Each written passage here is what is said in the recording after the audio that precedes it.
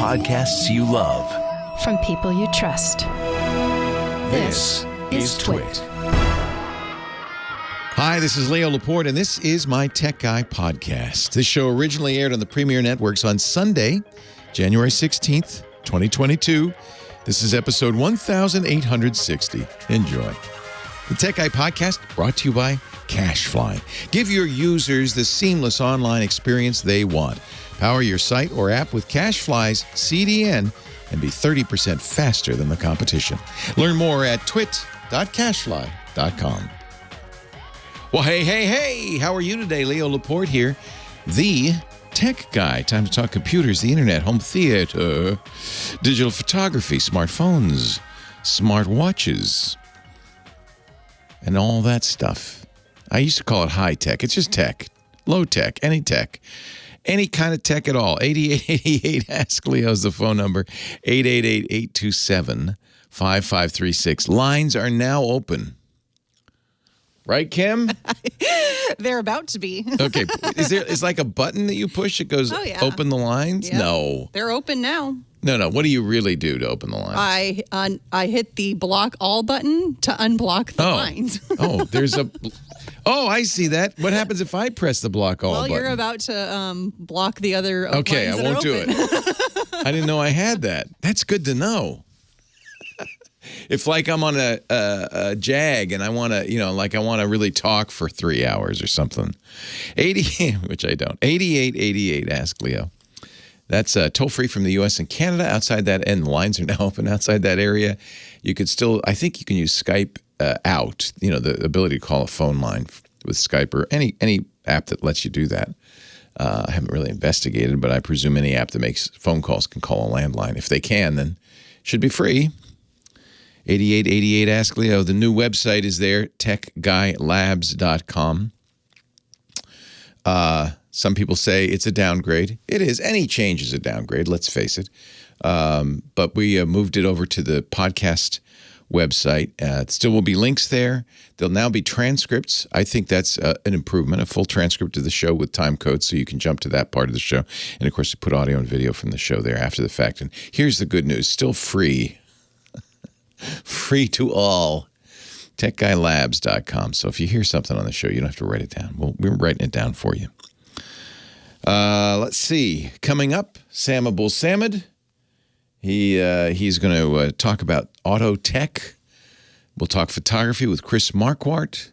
Space guy Rod Pyle's all excited. There's nonstop space news these days. And then all of your calls.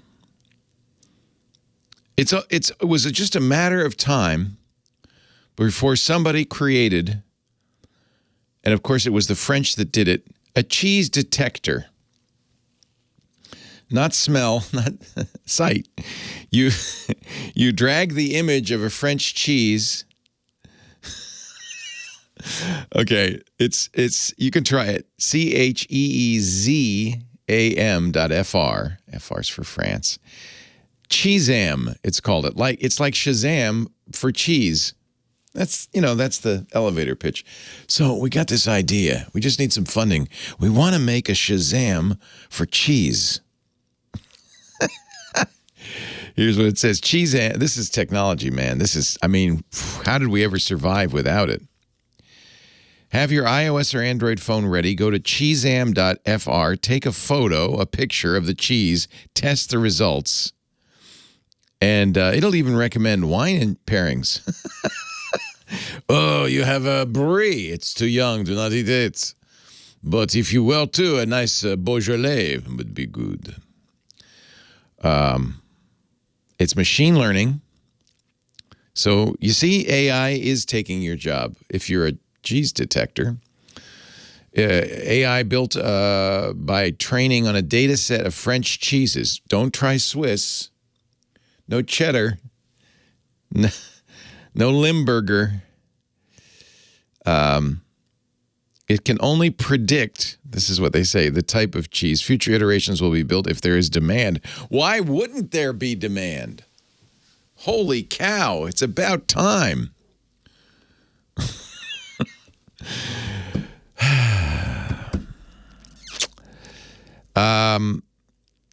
What else is going on? PC sales were up last year. What a shocker.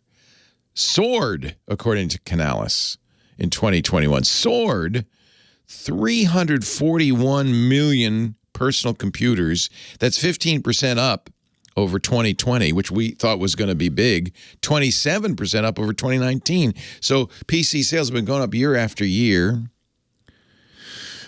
2021 was the best year for PC sales since 2012. So maybe Windows 11 did its job. Number one vendor, Lenovo, 24% of the market share in 2021. HP, number two, with 21.7%. Dell, 17.4%. Apple's in there. Apple's number four, 8.5% of all share sales. Apple, 20, could this be? 28,958,000 computers? So I've got to check and see, what do they mean by PC? Does an iPhone? Clearly not. iPad? Probably not. No, I think they're talking about laptops and desktops.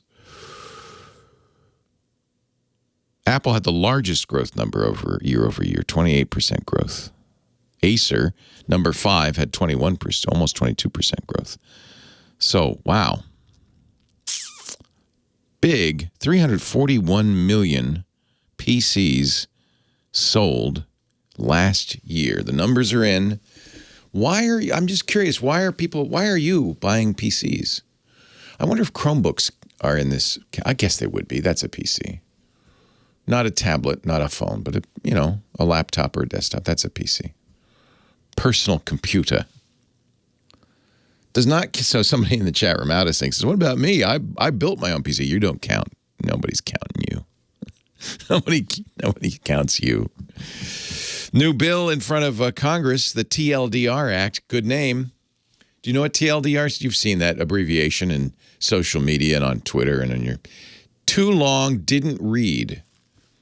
TLDR. It's too long didn't read, which is kind of the motto, I think, of this era. I was just thinking, people in the old days would retire and write a book. And I think people still do that, but it's old people, because I don't think any young person will ever retire and write a book, because they know who's going to read it. So now the lawmakers I think we should have TLDR for books. I guess we do, come to think of it.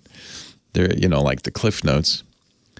A bipartisan group of lawmakers, according to the Washington Post, is pushing to make it easier for consumers to understand what they're signing away. Thursday introduced legislation, the Tldr Act, I think this is a good thing, requires sites to make easy-to-digest summaries of their terms, like a nutrition label, a summary statement. The problem is, the reason these terms are so long is lawyers who are trying to, cross every T, dot every I. They want to make sure that there is nothing in the contract that, and this is what you do with a contract, that is left out, and that it covers all possible contingencies, and that the language is unambiguous and clear. Any summary is going to miss a lot of that. But I think the problem is the long form, the legal contract. Nobody reads that except maybe a lawyer. Nobody even understands it except maybe a lawyer. All those, they use those terms of art that no one understands. We used to, when I worked in TV, we had a television release that we would make everybody sign, even when they just came into the studio, because they might, we had a studio audience. They might, get on camera by accident. That said, essentially, we give you full permission to use our image, our likeness, our voice, our face in, and then they would list 20 kinds of medium, pictures, newspapers, TV, radio, and then just in case, this is a lawyer in a nutshell, just in case, or any other form of media that comes along later. That's not exactly how they wrote it, but it was something like that. In all media forever and ever thereafter, amen. That's the kind of, unfortunately, that's the kind of language you see in these terms of services on websites, privacy statements, shrink-wrapped software. And courts have held those shrink-wrapped licenses in many cases are legally binding, even if you didn't read it. The TLDR Act, I think, is a good thing. It's just, I don't know if you can summarize 400 pages of legalese in a paragraph. They will, though, disclose whether they've been hit by recent data breaches. I like that. What personal data they collect. I like that. Whether they're pulling in, for instance, health data, precise location, or demographic information. I like this. Lori Trahan of Massachusetts, one of the bill's lead sponsors, said companies are exploiting the fact that most users skip over the terms to lure them into compromising agreements. You did read the terms of service before you started listening to the show, right? Oh, Kim, I think you're going to have to read that to everybody who goes on the air now. Users should not have to comb through pages of legal jargon in a website's terms of services to know how their data will be used. I agree. Do you think this will pass? If you look at, and you can see it, I think it's on Wikipedia, a list of bills passed by the Congress in 2021. It's a lot of, we're going to name the dam after the mayor act, that kind of thing. This may be, I don't know. Lobbyists are going to come in from Google and Microsoft and Apple and everyone else. I'm in favor of it, the TLDR Act. Well, I should have given you a TLDR. Congress wants to pass a law that makes it easy to know what websites are doing with your data. Good thing, right? 8888, that's the TLDR. 8888 Ask Leo is the phone number. Website techguylabs.com. Sam Abuelsamid coming up. I think that's everything I need to tell you. That's the TLDR. Your call's next. Ladies and gentlemen, you know where we are. We're right here at 8888 Ask Leo. When you call that number, if you don't get a busy signal, which you probably will, but if you don't, you will get this young woman right here, Kim Schaffer, our phone angel, who is suitably attired. I am decked out for today's Sport Ball. Sport Ball. You are I take it, a fan of the red and gold. I bleed red and gold. Yeah. Yes. I have lots of red and gold paraphernalia because my wife's a Niners fan as well, and I neglected to wear my gold puffy jacket, the throwback jacket. I needed that jacket. Oh. I asked her for it some years ago, and she gave it to me. It was a very nice gift because they're expensive. They are. I was looking for one a couple of years back. Shoot. Well, as John, our studio manager, says, we'll wear it next week. Yeah. Yeah. He's very optimistic. I like that in him. He is. Who should I talk to first? Let's go to Robin Vacaville. Robin Vacaville, probably a 49ers fan. I would hope so. Hi, Rob. Leo Laporte, the tech guy. Hi, Leo. Hey, welcome. Thank you. Good luck today. Thank you. No, don't break any legs. No, you don't say that in football, I think. No, just in the theater. So what's up? I got a TV question for you. Yeah. I've got an old Panasonic plasma TV, which still gives a beautiful picture. Beautiful, yeah. Right? And I'm thinking about springing for a UHD Blu-ray player. Will that give me some better results? No, because your TV is HD, not 4K, and so it'll just be HD. And what'll happen is the Blu-ray player will query the TV and say, "Well, what do you want?" And the TV will say, "I want 1080p, please." And that's all the player will pump out. It won't in any way try to improve the signal. So you're stuck with HD. I won't get increased dynamic range? HDR, not if your TV doesn't do it, no. The TV is the kind of the gating factor. So you have a very good TV, and I think the movie, I think I have my mind on something else. The movie will look very nice, but it won't look any better than if you had a regular Blu-ray player. So now the good news is UHD players aren't expensive. Your next TV will almost certainly be 4K HDR. So, you're buying for the future, but no, you shouldn't get any benefit at all from that, unfortunately. Sorry. I appreciate the answer, though. It's all about the handshake between the TV and the device, and the device is going to only play what the TV can take. Not vice versa. You can't make your TV better by getting a better input, unfortunately. You still have a great TV, and they don't make plasmas anymore. They're very valuable. It's funny, we had a Kuro, which is the top of the line plasma TV, and when we went to OLEDs, which I really like, and you should probably, if you really want it to look good, look at OLEDs, and the prices are dropped quite a bit. But I brought the plasma to work. Does anybody want a plasma? And nobody wanted it. And the Kuro was, I mean, it was even Scott Wilkins said, these are precious TVs, keep them. So keep your Panasonic, don't throw it out, but maybe it's going to be relegated to TV number 2. That's my guess. Ron in Charlotte, North Carolina. Leo Laporte, the tech guy. Hi, Ron. Hey, Leo. How are you? I'm great. Welcome. Thank you. Hey, got a question. I am a Android to Apple iPhone convert. Yes. I'm also a photographer, so maybe this will be a question for Chris later. Okay. But I got the iPhone 13 Max. Very nice. Very nice. Anyway, I'm using Lightroom Classic. Yeah. When I import my photos, connect the phone and import. Yeah. Normally, Lightroom will put them into their own dated folder. Yeah. For the iPhone, it won't. I mean, I took photographs yesterday, and it put them in a folder today. Dated today. But where it gets that information from, it is the Exif, the extended information field, which is attached to every photo, and that will have the capture date as well as capture information and so forth.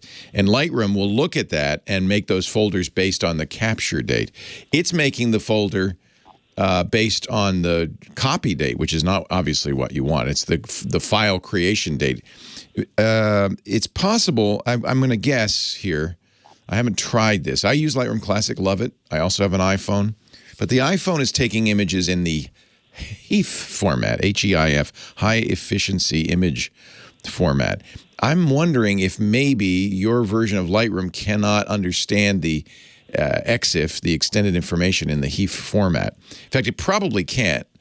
It probably is just getting. I'm current. I'm current on the software levels. Yeah, I haven't tried this. My suggestion would be, oh look, thank you, Scooter X. Well, this is an old thread about Lightroom not doing it right. Lightroom, you should look in the settings, of course, because you want to make sure it's getting the information from the right place. I will tell you in a second a program you can use to fix this. There are programs that will read the photo and not use the copy or modified date, but the capture date.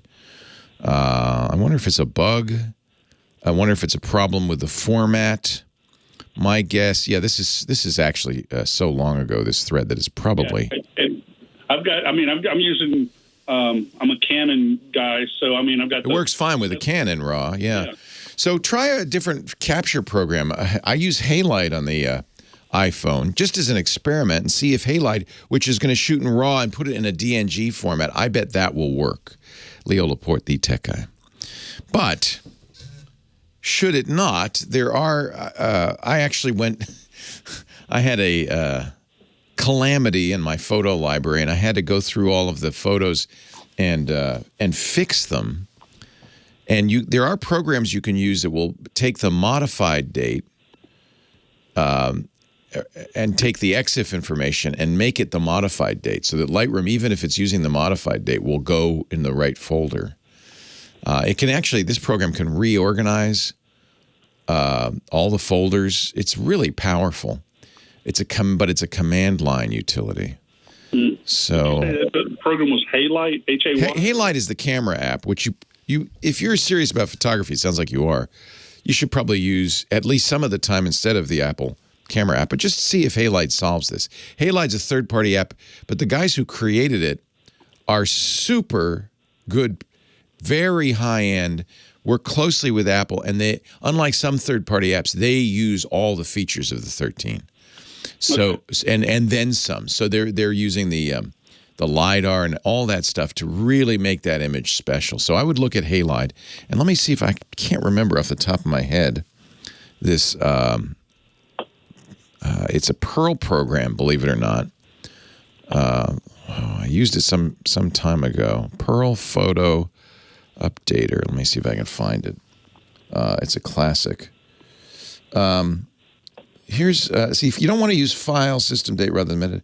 Okay, is this more recent, Scooter X? Yeah, the tool I'm talking about is Exif, EXIF, TOOL.org. And what's cool about that is it's cross-platform, it's command line, and it's extremely powerful. And they have a Mac version of it, and I suspect it will do better than.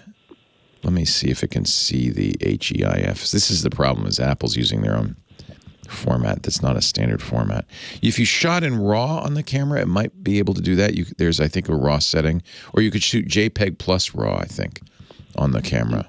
So check that. Now let me look at Scooter X's thread, because he's found a more up-to-date thread from Stack Exchange. Lightroom imports the wrong days by inserting date, blah, blah, blah, blah, blah. This is a bug in Lightroom. Okay. But see, this is really old, too. This is 9 years old, so you can't trust this. Yeah. See if you can find something more modern, Scooter X. I would say you're going to be better off if you use the either shoot in RAW or use Halide. Halide is really awesome. If you shoot in Pro RAW with the camera, and that's a setting in your iPhone camera, it'll be a DNG file, and I'd be shocked if Lightroom didn't import that properly. I think you don't want HEIF photos in Lightroom anyway. It's just a fancy JPEG. You want the RAWs. Right. So, okay, well, thank you. And then look at Exif Tool by Phil Harvey. Wow.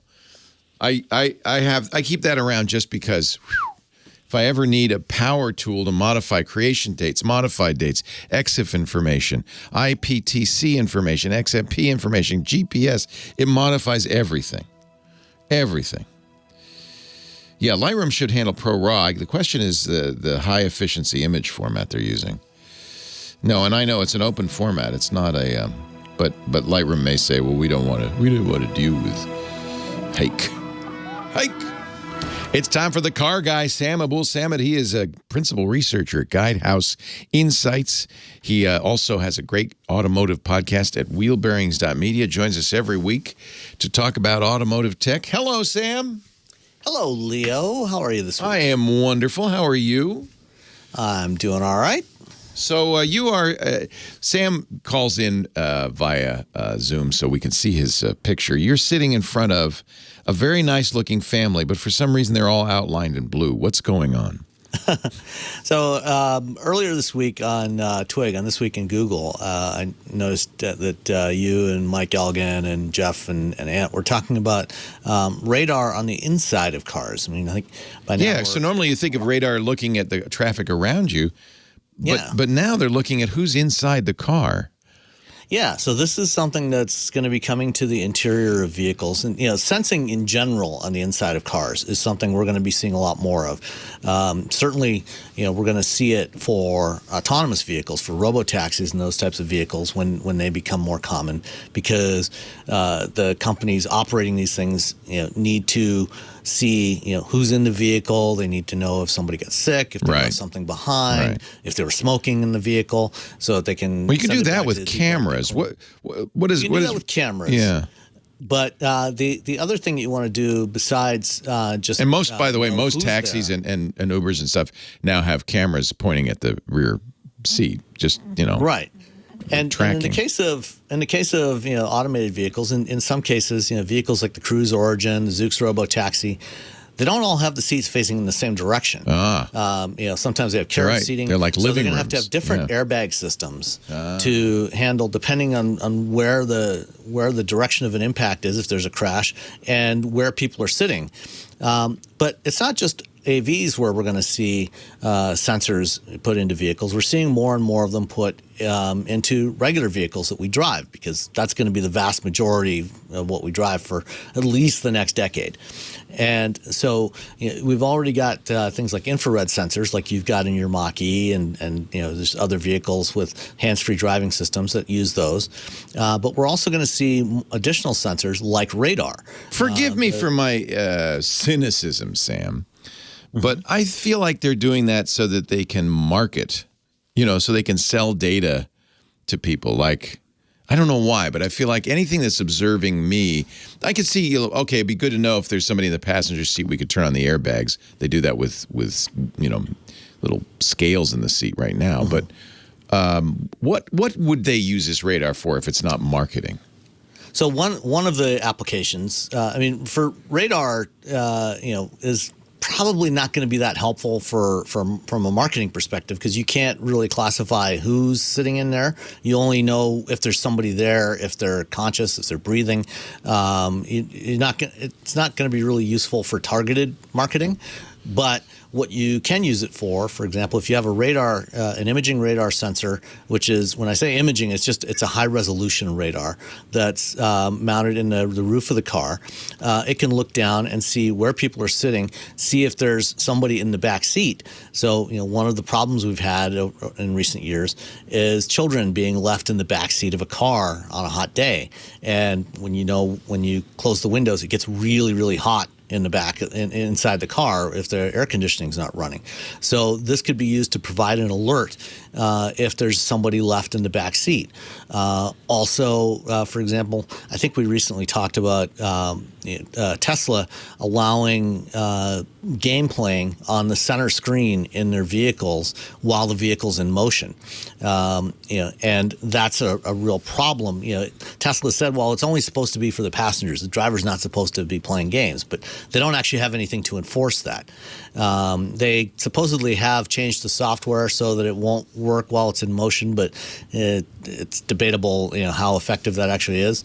But if you had radar sensors in the dashboard, you could see who's actually touching the screen.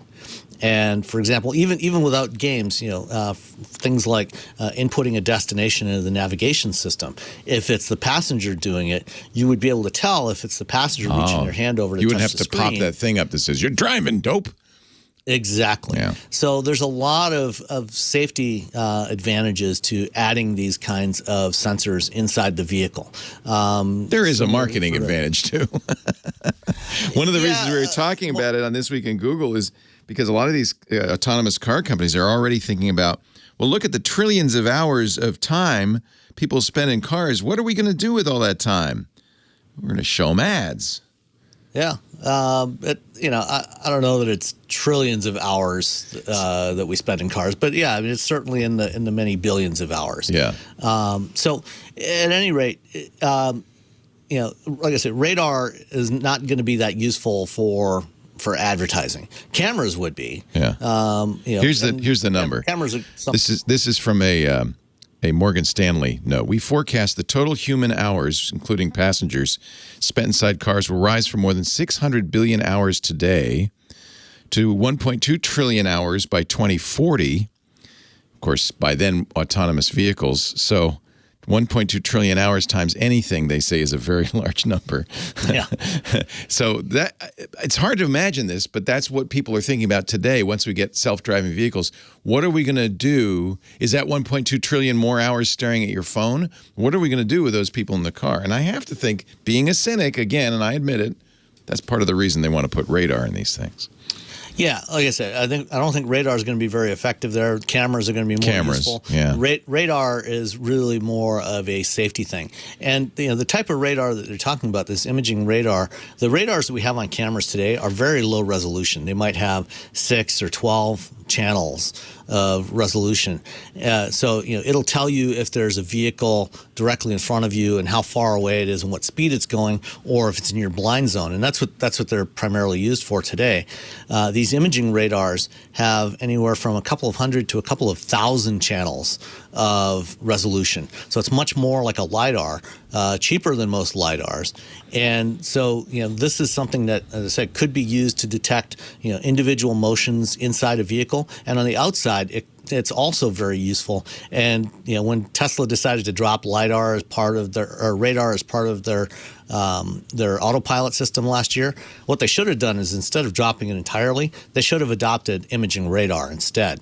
That would have been much more useful to supplement the cameras, because you can get a lot more detailed information from this type of radar, but it's still anonymous, because it's not going to be able to tell who you are, only that there's somebody there and what you're doing. Can you tell somebody's heart rate with the radar? You could do that. Could you? You could so tell their breathing heart rate and respiration. Yeah. Yeah. Mm-hmm. Yeah, And they so know who that you could be are, used- Sam. They know exactly who you are. They know exactly who you are, Sam. They know. They do. That can be used to tell if you're still Alive. conscious. Are they alive? If you're having a medical issue. They know who you are, Sam. They know who you are anyway, just because you have your phone with you. I mean, I think that's much more. That's what I'm saying. Of a risk than your. A lot of companies talk about anonymized data, or we strip off the information. But once you combine data sets from all these different sources, we know who you are at all times, and so it's reasonable to presume any information gathered about you is tied to your. Regardless, you don't need cookies. It's tied to your identity, but. Who cares? Let them market to me. I want more. They're gonna market to you anyways. Yeah, I want better targeted ads. I can see there's a target on those little kids in the back seat with the VR radio. They got a little targeting display right on them. Yeah, because I figure there'll be screens in these autonomous vehicles like crazy, right? Oh yeah, absolutely. Yeah. And what are they going to put on those screens? They're going to put commercials. It's going to be gas station TV. Gas station TV. Oh, that's the stuff best. You're forced to watch while you're sitting. Isn't that good stuff? Sam Abuelsamid. He's a principal researcher at Guidehouse Insights. Listen to his Wheel Bearings podcast, wheelbearings.media. Leo Laporte, the tech guy. Oh, Phoenix Warp says I'm too cynical. It's just they're putting radar in out of the goodness of their hearts. Okay. Well, I mean, part of the infrastructure bill was they were required. NHTSA is going to be required to put in some sort of sensing system to prevent drunk driving by 2026. Good. I like that. And one of the potential types of sensors that could be used is imaging radar.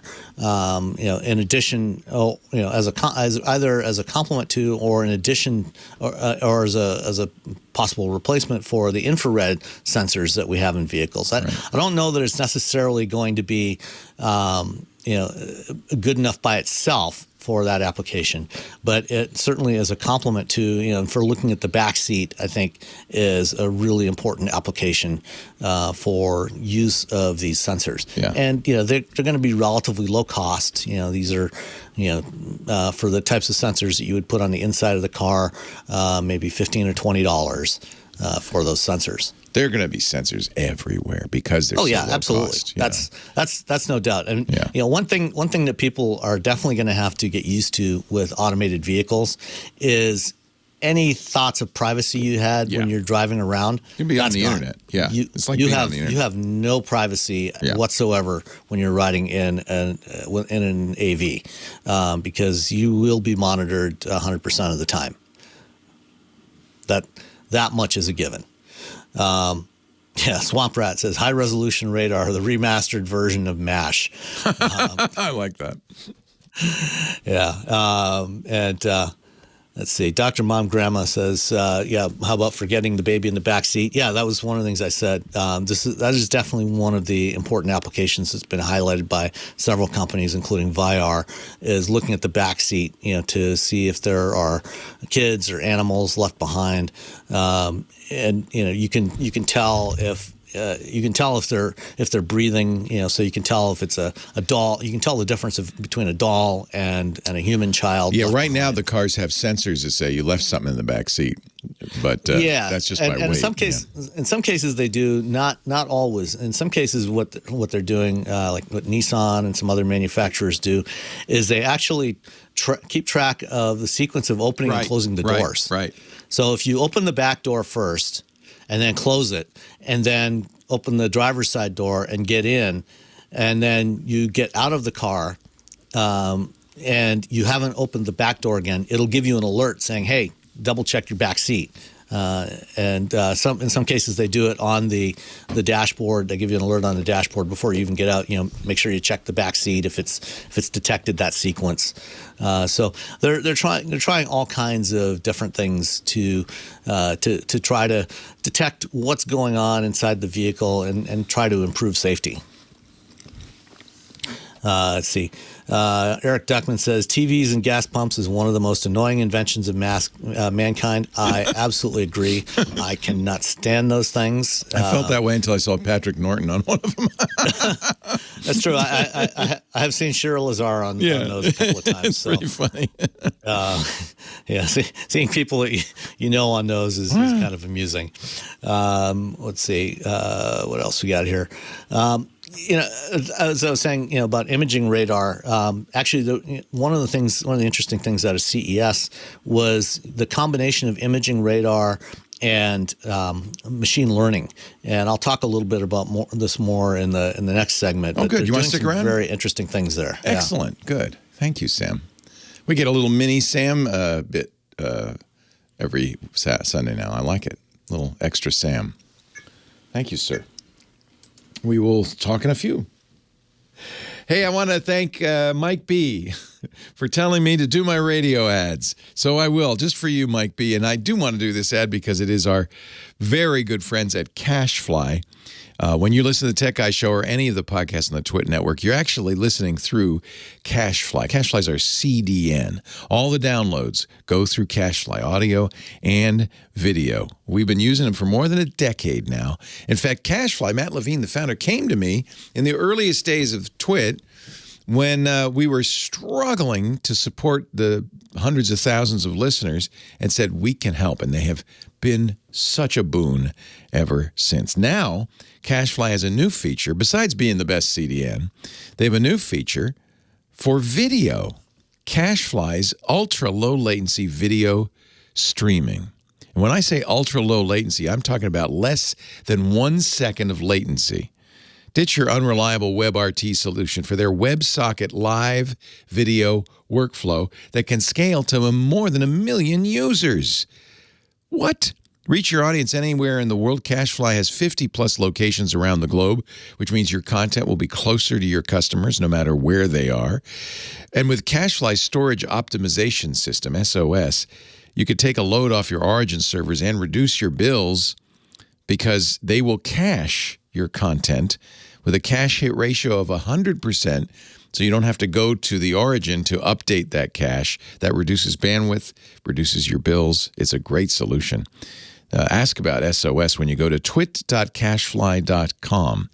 It is a fully managed CDN with their elite managed packages, VIP treatment, 24/7 support and response times in less than an hour. In most cases, they're already going to know of any issues and will be working to fix them before your team even finds out, before they get the midnight phone call. The truth is, we've never, ever, ever had a problem with CashFly. They are phenomenal. In fact, they're so good. They have a 100% availability for the last 12 months. 30% faster than other major CDNs, 98% cache hit ratio, 100% availability. That makes them faster and better than anything else.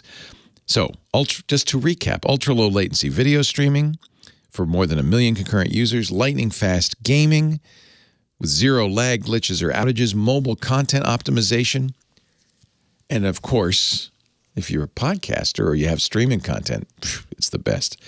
And their multiple CDNs mean they're redundant, so failover intelligently balances your traffic across multiple providers. You'll get the shortest routes. You won't have to worry about performance glitches. You'll get 100% availability. Best of all, 24/7, 365 priority support. Look, find out if you're overpaying for your CDN. If you've got a better choice out there, bring your usage stats, and if you've got one, a CDN bill, and see if you're overpaying by 20% or more for your content delivery network. No high-pressure sales, just good information. twit.cashfly.com, and I'll vouch for them. Great people. We've been very lucky to work with them for more than 10 years. twit.cashfly.com. And now, back to CashFly. Leo Laporte, the tech guy. Am I too cynical? Maybe I'm too cynical. I apologize. Somebody in our chat room, Phoenix Warp in our chat room, said, every time people come on, you always rain on their parade. I'm a little cynical. I hear car manufacturers want to put radar in our cars looking at us. My thought immediately goes to, yeah, why? What are they going to do? Safety. Okay, safety. What else? Maybe I am cynical. Maybe I am. I'll try not to be. It didn't used to be that way in the early days of technology. It's interesting. It's not just me. It's the whole tech journalism industry is going through this re-examination. Wired Magazine's editor-in-chief just wrote an editorial saying, when Wired Magazine was starting in the early 2000s, it was very positive about the technology revolution and how it was going to change the world and make life better, and isn't this exciting? And over the 20 years intervening, we've become more and more depressed, cynical, and I think it's happened to a lot of us. And so Wired said, we're going to try to balance that, talk about the good as well as the negative. I feel like I'm going in the other direction. I'm trying to balance my techno-optimism, because I love technology, with some real-world cynicism. But I apologize if I don't want to rain on anybody's parade. Back to the phones we go. 8888 Ask Leo. Dean on the line from Hollywood. Hello, Dean. Hello, Leo. I have a Toshiba laptop computer that I bought new back in 2014. Mm-hmm. And about a week ago, I'm having problems getting it to go online. Oh. I can get up to a login page, and then whenever I click on I accept the terms and then click login, it for this last week it just sits there to a problem page. It says interesting. Secure connection failed, and then it has a few sentences saying an error occurred. So a couple of questions for you. You're running Windows, obviously. Windows 7, 8, 11, 10? Oh, well, I think it's 10. It's from the year 2014. The laptop itself, yeah. Yeah, the laptop itself, yes. 7 years old. Yeah, I guess it would be at least, it might be. Is that Windows 10 era? You want to make sure that your operating system and your browser are up to date, because as they get older, they will at some point stop supporting security updates and sites will block them. The other possibility, it's actually maybe the most likely possibility, have you looked at the date and time on your laptop lately? Oh, yes. Well, right now I'm looking at it. Right now it says 5:25 p.m., January 14th. What year? 2022. Oh, it has the right year. Okay. Because the way secure sites work, they have certificates that are dated. And sometimes, not unusual, an older computer to lose track of the date. And at that point, it starts to think it's 1970. and the website will say, well, you'd think the website would say, well, 1970, okay, you're fine. but it just goes and looks at it and says, well, it's not in the date range of my certificate, so you can't come in. You're not secure. So it's neither of those. You've got I'm going to presume you have it up to date. Everything's up to date. You run your Windows updates regularly, I'm sure, yeah? No, I stopped doing that years ago because I always felt like it was taking my computer hostage. And yeah, so I don't blame you. I'd be in the middle of something, and then it would take it away for an hour. Yeah, I know. But the choice is between having Microsoft take your computer hostage or the bad guys take your computer hostage. It may well be that because you're not running updates, those sites don't like you. Now, do you have home Wi-Fi, or it sounds like this is outside at a coffee shop or something? Yeah, public places. At a coffee shop. Does the home Wi-Fi work, or do you not have home Wi-Fi? I don't have home Wi-Fi. Okay. But I have a Mac Pro that works fine with the internet. Yeah, I'm going to guess it's a secure device. I have a phone that works fine with the internet. But this one won't work. So the technical term for what you're doing there when you go to a coffee shop or a library and you log in, that's called a captive portal. That's the technical term for it, and it's kind of honestly, it's a funky system. We just never came up with anything better. And as a result, it's a little bit of a hack. But it may be there is an issue with Windows and the captive portals you're using. Does it happen everywhere? Well, I've noticed it at the public library. Yeah. And I've noticed it at the Starbucks. Okay. And it's only been for this last week. I've been using it online ever since I've owned it. And this last week it started. I think it has to do with updating.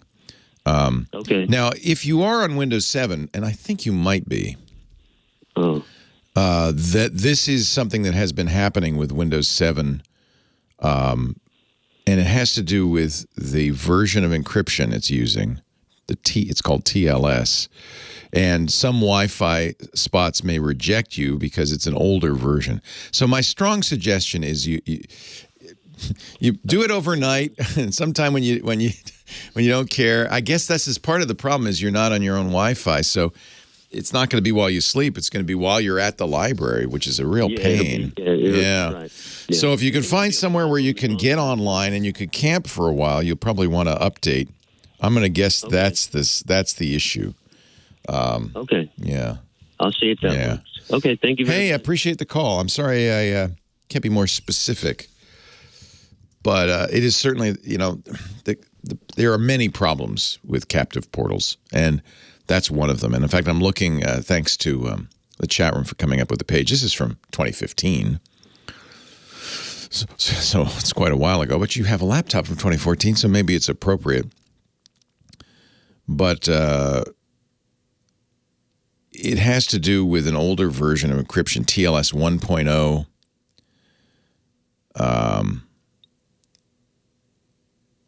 I don't know. I think you probably should just update it. That'd be almost certainly the right answer. This is a problem, though. If you don't have internet at home, you're using public internet, public Wi-Fi. Updating Windows is taking over your laptop for hours. It's going to take a long time to download it.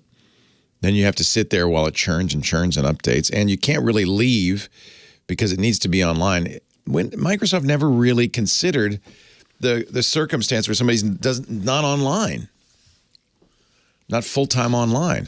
This is more and more of a problem. For instance, the newest version of Windows, when you set it up, you need to log into your Microsoft account. But I don't have internet. Sorry, you got to log into your Microsoft. But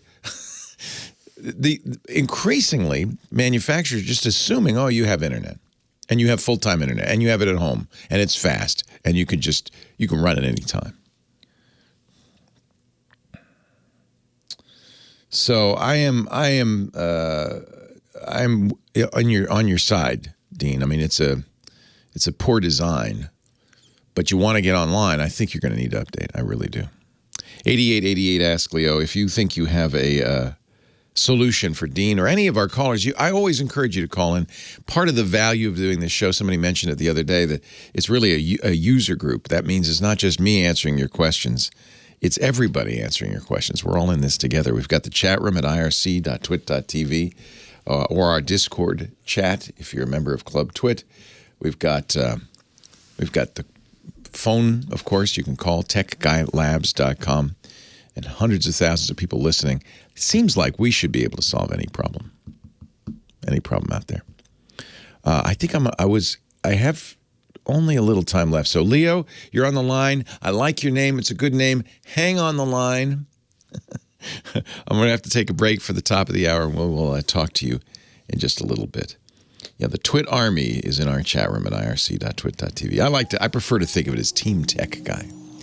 And that's free and open to all. Leo Laporte, the tech guy. More of your calls coming up right after this.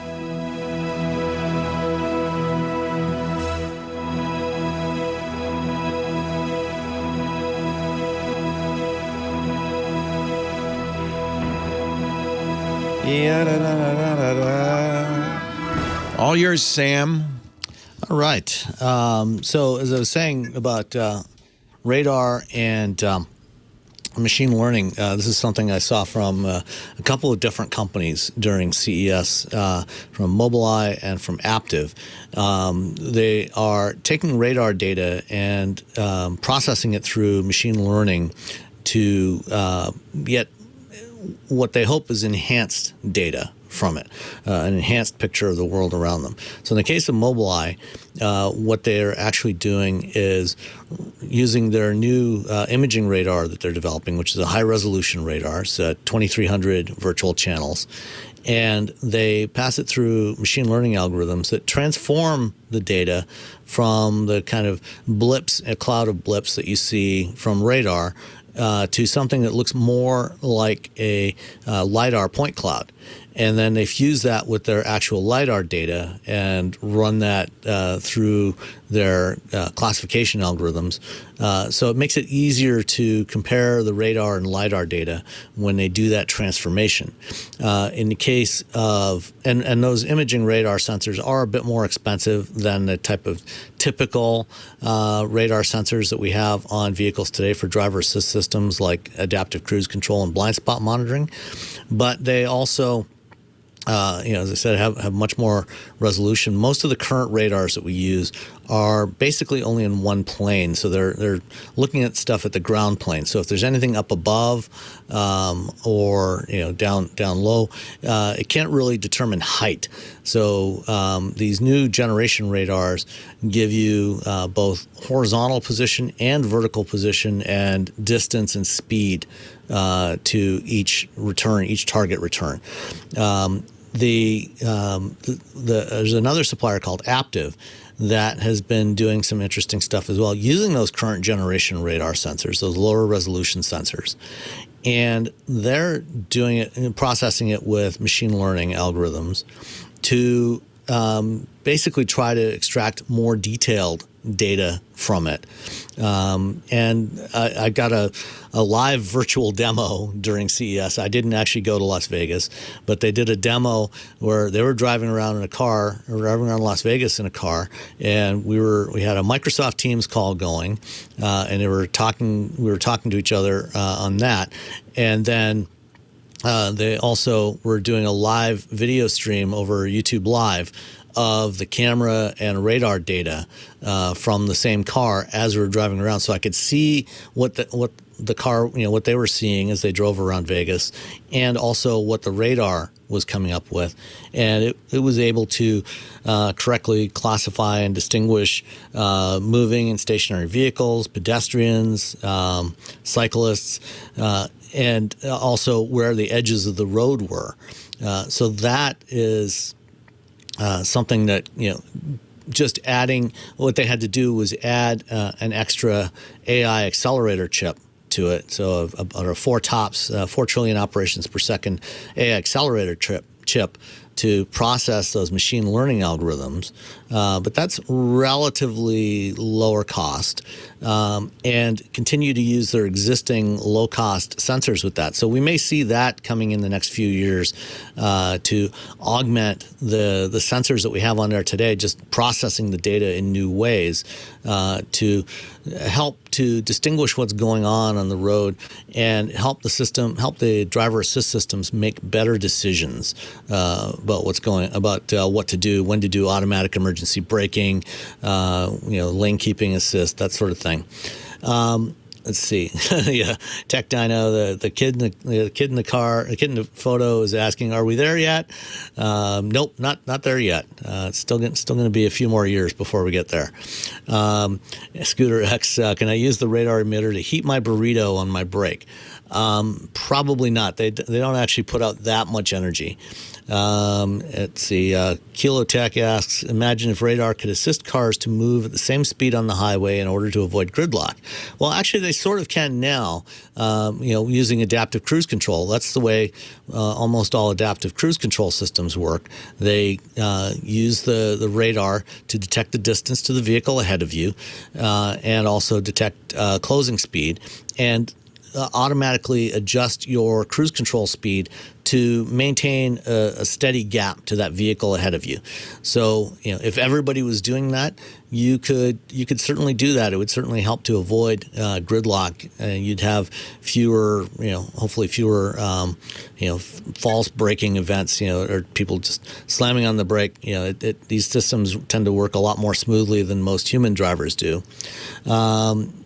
Mike B says, problem is getting everyone who has ACC to use it. That is a challenge because a lot of people don't actually understand what capabilities their car has. And with these driver assist systems, part because the salespeople often don't really understand what's on there, what the systems are capable of. So we need better education for that. The National Safety Council actually has a website called My Car Does What. And it does go through some of this. And this is part of what, why I'm doing this stuff here, is to explain what the technology is, how it works, to help people understand. Let's see. Chevy Guy says, this talk on imaging is fascinating. Can you possibly post a link to some of the website's sensor info? Yeah, I will find that and do that. Let's see. Out of Sync says TOPS is tensor operations. It's trillions of tensor ops, but it's not comparable to things like flops or MIPS. That's partially correct. It's not necessarily tensor ops. It's integer operations, which in most cases tensor ops are integer operations. So TOPS is just trillions of operations per second, and it is different from the MIPS or floating point operations because it's not floating point math. So the time it takes to do it is different. Let's see. Mike B says one problem ACC has, at least where I live, is falsely identifying parked cars as moving vehicles in front of me. Yeah, and this is one of the reasons why we have the move towards imaging radar, because the resolution of current radars is so low that it is difficult to distinguish a vehicle parked on the side of the road from one that's in the lane in front of you. And this is why Tesla has had a problem with their vehicles on autopilot repeatedly slamming into parked emergency vehicles, because it has trouble. It doesn't have enough resolution to distinguish that, and they didn't seem to be really using their cameras very effectively. So imaging radar gives you much more resolution and would be able to distinguish a vehicle parked on either in the next lane or on the side of the road versus a vehicle in front of you or a vehicle beside you or a bridge overpass. So you need more resolution than what we have today. And there's an interesting company called Oculi that is also doing some fascinating stuff with using existing radar sensors, but doing frequency modulation of the pulses from the radar to create an imaging radar like data set. So you have that higher resolution. And the first vehicles with that should be going into production next year. So we'll be seeing a lot more imaging radar in the next few years. Mick says, when I was younger, I wrapped a potato in aluminum foil and placed it near the manifold to bake it when I was driving cross country. It worked good. Yeah, actually, I mean, on an internal combustion vehicle, you can certainly do that. Back in 2007, 2008, when I was writing for Autoblog, one of my friends who was also writing there actually did a whole series of videos that I don't think are online anymore, but Cooking with Shunk, where he made a variety of different meals that he cooked under the hood of the car he was driving around. One last thing I want to address. Somebody mentioned in the chat earlier about Honda having a bug in their software and some of their infotainment systems. I think those systems were running Windows CE, those older systems, and all the newer stuff, everything from about 2015 onwards, is actually running Android. So I don't think those don't seem to have that bug with the clock. Oh, that's good news. Thank you, Sam. You're welcome. Have a great week, my friend. Take care. All right. Bye-bye.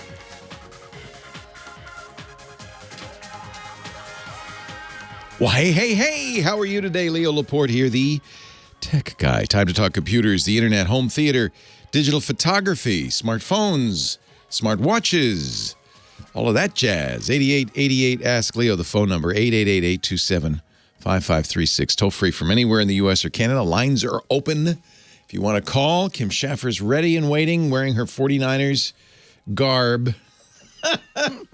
You look so good in that red and gold, I got to say. I don't have enough 49er gear, though, so you're going to see me in the same thing every week. I'll bring as some long as in. This goes on. I have a lot of 49. I have jerseys. My wife has jerseys going back to Ronnie Lott days. I have a Kaepernick jersey. I have a Kaepernick jersey. I finally gave away, I had a jersey. I liked it because it was black and red instead of red and gold, for a guy who was briefly a player for the Niners. He came all the way from the All Blacks in New Zealand. He was a rugby player. Okay. And I thought, Haynes, remember him? Yes, I do. It was very exciting. Oh, if he plays well, this could be a big... He was terrible. Jared Haynes? Yeah, he was terrible. So I gave away that to Goodwill. So if you see some guy walking around with a Jared Haynes T-shirt. Hey, that's a good idea. Maybe I'll go down to the Goodwill. Oh, yeah, because those are expensive. Those NFL jerseys are crazy expensive. I think it was a cheap one I got at the ball yard. Thank you, Kim. Nothing's cheap at the ball yard. Nothing's cheap at the ball yard. Beers are $25. I know.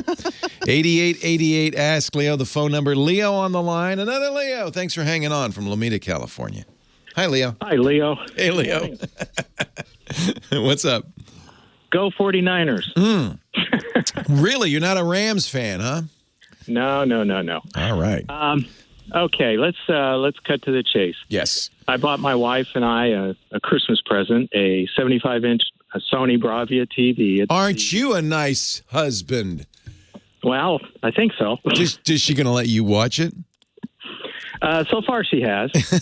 Then you did yourself a favor as well. That's a good gift. That's the right kind of gift. Yeah, when it's working. Okay. Uh-oh. A couple of days ago, the remote control would no longer control anything TV. It still controlled the DirecTV. Oh, that's hysterical. So you mean the TV's remote control, the one that came with the TV, controls everything but the TV? Yes. So now I'm going to blame the TV because the remote control's working. These are all learning remotes nowadays, so because they want you to do that. When you first set up the Bravia, did it ask you to set up the remote for other devices as well? It went through the full setup, and it worked great. Yep. It worked great for the entire month of December. No problems. We watch HBO Max, Apple TV, you name it, Paramount Plus. And the remote worked. Netflix, everything worked great. About 3 days ago, like I said, the remote control just quit working. So I started just doing weird things, like unplug the TV, plug it back in, unplug the DirecTV cable, plug it back in. I did all of the things that, I try to do like hard resets. I turned the TV back on, same thing, turned the DirecTV box off and on, and all of a sudden it started working again. Oh. Now, this morning, we're watching our service online, church service online, and Randy, my wife, said, honey, will you turn the volume up? So I hit the volume button and the TV went, Wait a minute. What did it do? Literally. It made the sound blah? Yeah, and the picture was frozen and it was a little jittery. Oh, wow. And then it just went off. Oh, you broke it. Again, I'm sitting here playing with all the buttons and all on the remote control.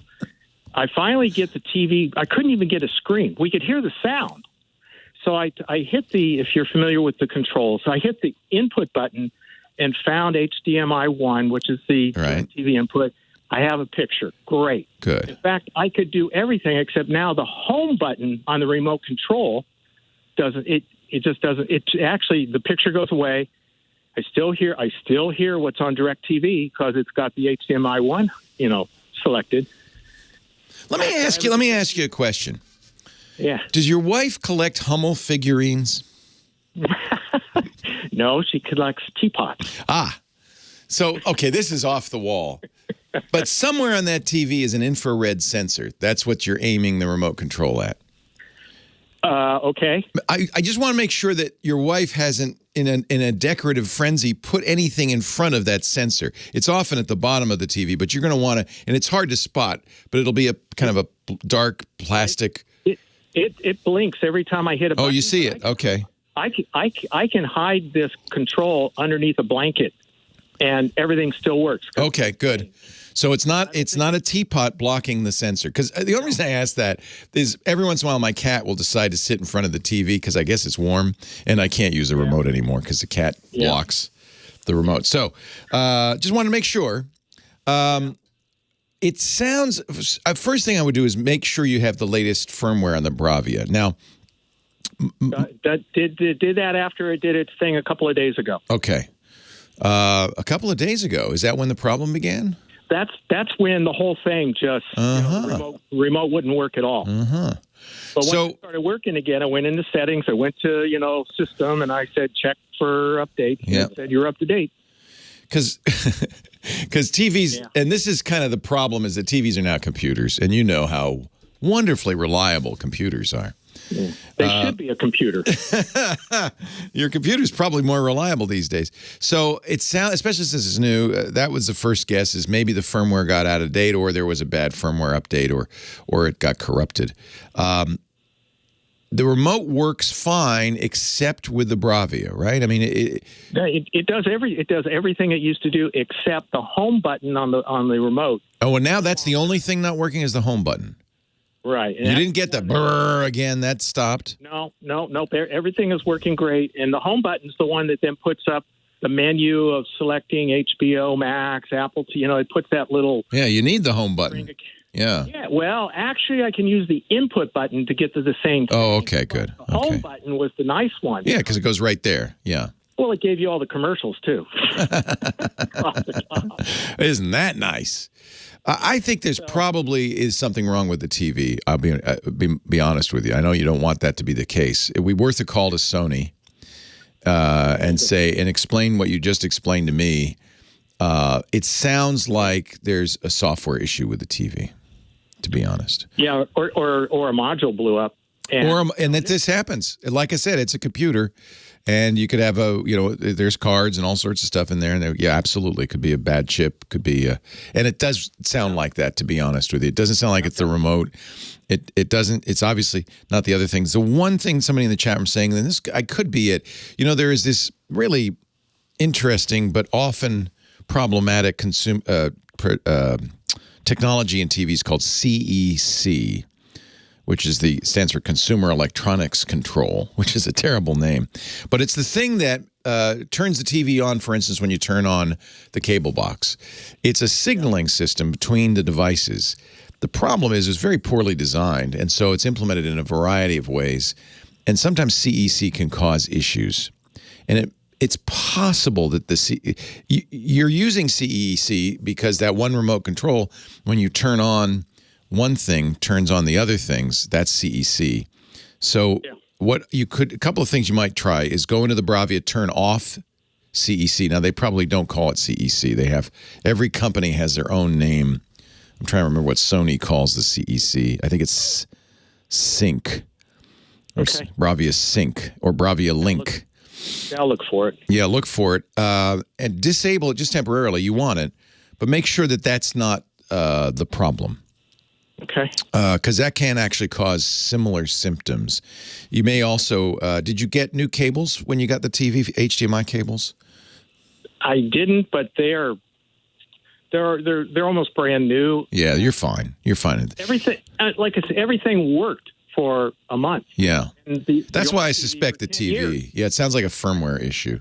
Or a failure. Yeah, and it's mounted on the wall, of course, and I put all the cables inside the crud. wall. And everything. You're such a good husband. Yeah, the thing weighs, 60 pounds. So one more thing you can try, and they would, if you call Sony, they're going to make you do this anyway. You can reset that to factory settings. Did that too. You've done it. Okay. Yeah. There was a couple of different things. Reset the. Did you erase all the data? Did you started from scratch? Because that's just like a computer, right? Just like your phone. Yeah. Factory data reset. Yeah. Okay. I would try turning off CEC just temporarily, see if that's related to the problem. If it goes away, then maybe it is. Otherwise, I'll call to Sony because I think you're right. I think there's a problem. I got to take it back to. Oh, nuts. Yeah. Oh, nuts. So do you know anything about ODB units in cars? I do. We were talking about that yesterday. The onboard diagnostic bus. I won't take up any more of your time, but now I'm trying to figure out how to adjust my TPMS sensors in my vehicle. That I don't know. That's okay. That's hacking. And even if I knew how to do that, I couldn't tell you on the air. What kind of vehicle? What's the brand? It's a Winnebago RV. Okay, so our storied. I already figured it out. Oh, you did. I okay. Figured it out. Yeah. Our storied engineer Russell, I talk about all the time, has an Audi and is constantly reprogramming his Audi. You're not supposed to do that. You know, you change the fuel, ratio and all that stuff. And you're not supposed to do that. But, yeah, you can get into it. So you figured out how to get in? Yeah. Good man. My last honeydew is to fix the propane regulator in the RV. So I'm busy. Brandy's, is it Brandy or Randy? Randy with an R. Randy is a very lucky woman. And a Y. And a Y. Yeah, no I on the end. No I, no sirree. That's right. She'll get upset if you call her Randy with an I. No, Randy with a Y. And she's listening, too, so be careful. Yeah. In fact, we're going to play a song for her when we come back after this commercial break, okay? Leo, I love your show. Thank you for taking my call. Thanks, Leo. Take care. Leo and Randy. I think you know what I'm asking for, Professor Laura. Let's play a song for Randy. She's a fine girl. 8888 Ask Leo. That's the phone number. More calls coming up right after this. I know it's Brandy. Wait. Say that again? Brandy. Play the song Brandy. And I'll just say Randy every time they say Brandy. Brandy, you're a fine girl. What a good wife you would make. But my love, it's by Looking Glass. I'm sure you can find it. Leo Laporte, the tech guy. Randy, not Brandy. 8888 Ask Leo is the phone number. If you have a question, a comment, a suggestion, if you'd like to talk tech, I'm here for you, baby. Your tech guy. Mike's on the line. Hi, Mike. All the way from Yorba Linda. I have I've just upgraded from my iPhone from an iPhone 6 to an iPhone 13. And Big jump. You joined the 21st century.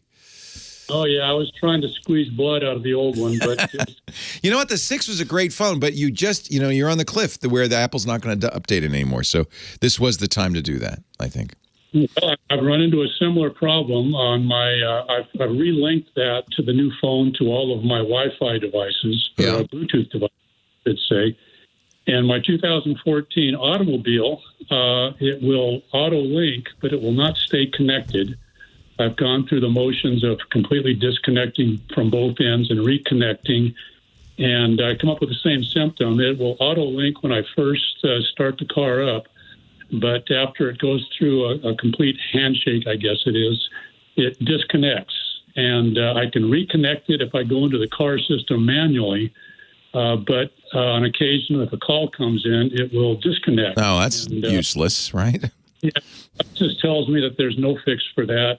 And they indicated that there's an incompatibility of the software between the two systems. I was wondering if you had any ideas there how to fix that. I am looking at an Apple support discussion on Apple.com. Can't pair iPhone 13 Pro to Bluetooth in Lexus. It doesn't look like there are a whole lot of answers except that it may be, in fact, out of date. I will put a link at techguylabs.com to this discussion. This is Apple's support response. Restart your device, turn off Bluetooth for 5 seconds, turn it on again, follow the instructions in the car manual, update your device. It's not helpful. It's stuff you've already done. First of all, Bluetooth is terrible. I mean, it's great when it works. Did your iPhone 6 work with it fine? Work perfectly. Yeah. Yeah, it does work. If I manually connect, I can place a call and I receive calls, but occasionally when the call comes in through the car on the first ring, it'll disconnect. That is nuts. Yeah. That is just nuts. That, of course, makes it completely useless because you can listen to music and stuff, but you can't make a phone call. You can't use it as a phone. And you're up to date on your iPhone 13. In fact, they just put out 15.2.1 today, which, as I remember, actually, I think they said has some fixes for Bluetooth. So that's one hope would be that maybe, there's a bug and Apple's going to fix it. So make sure you're up to 15.2.1 as of today. Okay. And then the other thing, which I've had to do in other cars as well, is remove all devices. Like start from scratch completely. Remove all devices, not only from the car, but from the phone. You don't have to remove all the Bluetooth devices, but remove the car from the phone, and then remove all your phones from the car and start over and see if that, sometimes that fixes it. I have found it's not unusual that I have to pair a phone a few times before it sticks. And I honestly think that Bluetooth is just flaky. It's just not a good standard. Somebody, Dr. Mom in our chat room says, if you have any Bluetooth low energy, BLE devices in the car that can interfere with the Bluetooth connection, that would be perhaps another phone or a GPS or some other device that pairs via Bluetooth. That seems unlikely. You know, and it may just be that a 2014 Lexus's firmware was compatible with, you know, roughly the same year, a 2014 iPhone, but not so much with a 2022 iPhone or 2021 iPhone. Anybody has an answer for Mike, let us know. That's all I can suggest.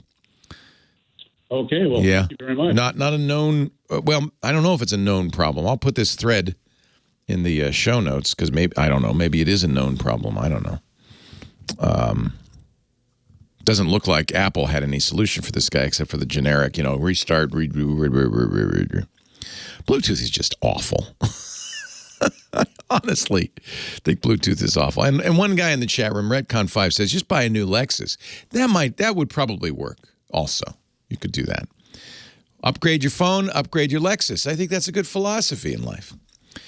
8888 Ask Leo if you have a suggestion for Mike or any of our callers, or if you just have a question of your own or a comment, always love to hear from you. 8888 Ask Leo. Chris Marquardt, our photo guy's coming up, and he's going to take some time to talk about good photography apps. We were talking in the first hour about Halide, which is my favorite camera app for the iPhone. Let's see if that's on Chris's list. Some apps you might want to use on your phone if you are a smartphone photographer. That's coming up next on the Tech Guy Show. Stay right here.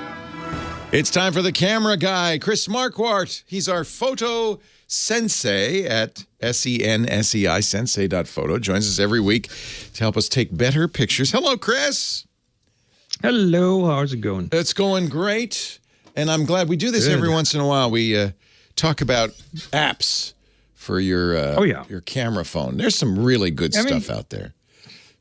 You know, I was out today, or we were out today, and Monica brought her camera, like the proper camera, and then we realized that the iPhone is so much more versatile in so many respects. So, I looked at some smartphone apps. You didn't put away the fancy camera and use your phone, did you?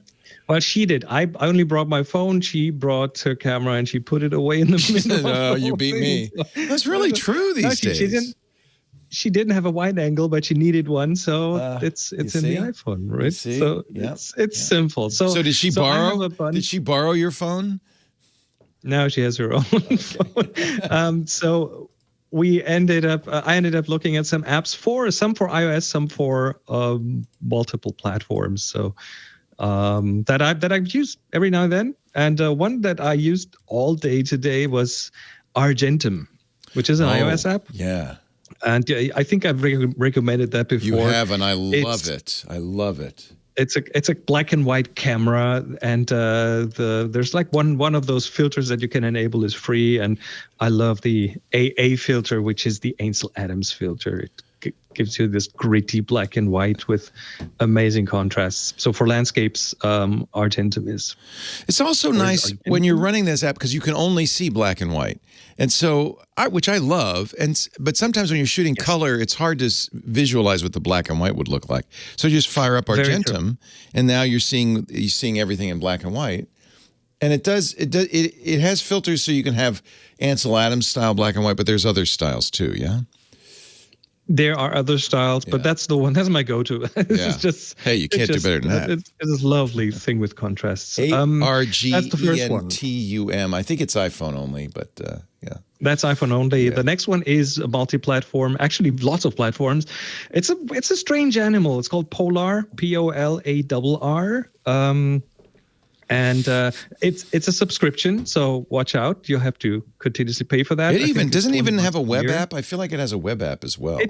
It runs on the web. It runs on Android. It runs on iOS. It runs on, I think, at least a couple more platforms. It has a lot of like AI supported features like selective masks. You can select the sky or a person on the background or vegetation or buildings and things. Has a lot of good retouching features. So this is good for people with Chromebooks that can't run an app. They can use the Chromebook to do this. Yeah. Is it like, is it comparable to something like Photoshop? Probably not as powerful. No. I mean, it doesn't even target the same kind of audience. It tries to make things very simple by helping you with making selections and these kind of things. So there's a lot of AI in the background. The third one I want to talk about is just out for the iPhone. It used to be on the iPad, but now it's on the iPhone. Pixelmator Photo. This is such a good app. Yeah, I think they have a discount right now. I think I paid €3.99, so it's in the lower range. And they have a whole bunch of interesting things in there, including, like, of course, they have machine learning in there, so you can choose to have certain aspects of your photo, the colors or other things, kind of automatically handled. But you can also save all the settings that you put in there as your own filters, so you can recall individual filters, and it lets you save workflows. So you could have a workflow that you want to apply to multiple pictures, like applying a preset and then automatically cropping it and rotating and scaling and exporting to JPEG. And that is all built in there, and it's available on the iPhone now, which is we had a caller who was having trouble with his Lightroom Classic and his iPhone images. Come to think of it, these days, you might just use apps on your iPhone instead of trying to move it over to a computer. I mean, Pixelmator Photo is pretty much everything you'd want, I think. It even has professional features like native RAW editing. So if you have an app that shoots RAW, then you can edit them in there straight away. It supports the Apple Pro RAW format and that kind of stuff. And it integrates nicely with your Photos app. So you if you save something, you can always revert back to the original photo and so on. So it's pretty cool. It also can delete stuff, hide stuff that you don't want to see, like people in your pictures and stuff. That's really helpful. Oh yeah, this was just scratching the surface. That thing goes deep. Another one that goes very deep is an old friend that I've been using for. It's a classic. It's Snapseed. Snapseed is a. Well, how would you describe Snapseed? It does everything pretty much. I mean, from tuning images to I just have it here in front of me to more advanced things like curve adjustments, or you can change the perspective on things, or have a healing brush. There's retro filters, vintage stuff. You can like grunge up photos. There's also nice black and white treatments in there. If you have a portrait, you can even change the head pose, so you can move head around. Yeah, you can move someone who's looking to the right and have them look straight at you if you want. Oh, that's so cool. I didn't know that. So it's come a long way. I mean, for a long time, I just thought of Hipstamatic as a filter system, so you make your photos look old. But it's more than that now. Well, that one was Snapseed. The next one is Hipstamatic, but not and that's the last one on the list. Not the. I got out of order. You were talking about Snapseed. I'm sorry. I was talking about Snapseed. When you said oldie but goodie, I immediately went to Hipstamatic. Yeah, no. Snapseed has been around for years as well. You're right. But Hipstamatic has this one side branch, and it's called Hipstamatic Tintype. Have you ever had your portrait? Have you ever had a Tintype portraits taken of yourself? No. Now, because that's like from 1890. Older. This is 1850s technology. 1850s. Wow. And these tintypes have a really specific look, and they have a specific depth of field and the way they treat the contrast. It's really amazing looking. And Hipstamatic Tintype simulates that in a fairly convincing way. And you can change like how it goes out of focus to the side. And get Hipstamatic Tintype, take a selfie, and then you'll see what it can do. So it's a separate app from Hipstamatic. It's one called Tintype. Okay. It's Hipstamatic Tintype. Yep, and it's a separate app. It's an iOS, unfortunately iOS only, but just play with it. You'll thank me for it. Yeah. Wow. Make everybody look like they're in the cowboy days. Wow, how fun! If you wear is that? the proper period clothing, then that might be really convincing. Yeah. So that's 5 apps for you. 5 great apps. Which it's funny because one of the premises of you coming on is to make people want to take more pictures, and those apps make me want to take pictures. I want to go out and take tintypes of everybody, and how fun is that? So that's only 99 cents, the Tintype app. So just got my buck. They just got my dollar. If you want, we'll put a link to all of these up on our show notes at techguylabs.com. So you don't have to scribble and write everything down. I should have probably told you that ahead of time.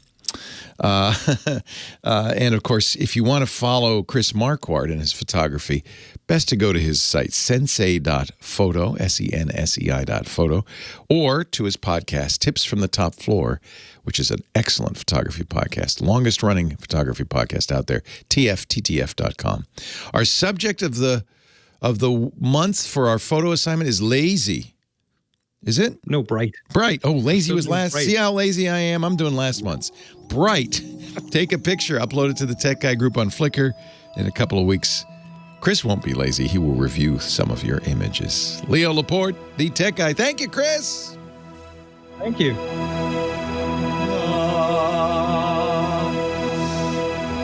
I'm still stuck in lazy. Yeah, I'm down. I'm paying for the Tintype right now. How fun is that? That is so cool. Yeah, just go through the settings. The UI is a bit clumsy, but go through the settings, the different kinds of... Yeah, like a lot of us, I kind of went through my Hipstamatic phase and got tired of taking Polaroids and stuff. But you can take amazing stuff in there. This is just a simple selfie. I like it. Look at how it looks. It's hysterical. That's like Daguerre's old camera. Yes, it is. That's a bit of getting used to. But where's the once you've taken a photo, then takes a while, and then go to the edit Tintype and then play with the different filters and things. Access to all photos, yes.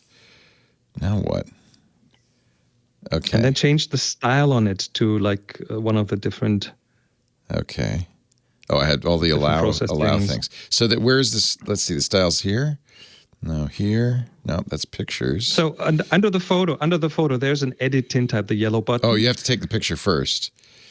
Okay. You take the picture first. So let me get a picture of me. All right. Open your eyes wide. Oh, it's okay. It's okay. Well, we'll see. We'll see what we got. Now.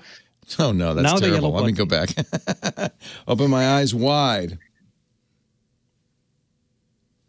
I don't know if this is going to turn out so good. Well, play with it. Play with it. Go to the yellow button, and now tap to change focus. Tap on the leftmost icon. Tap on the leftmost icon. Oh, these are all the. Now go to the second from the left. This one. Yeah. Don't.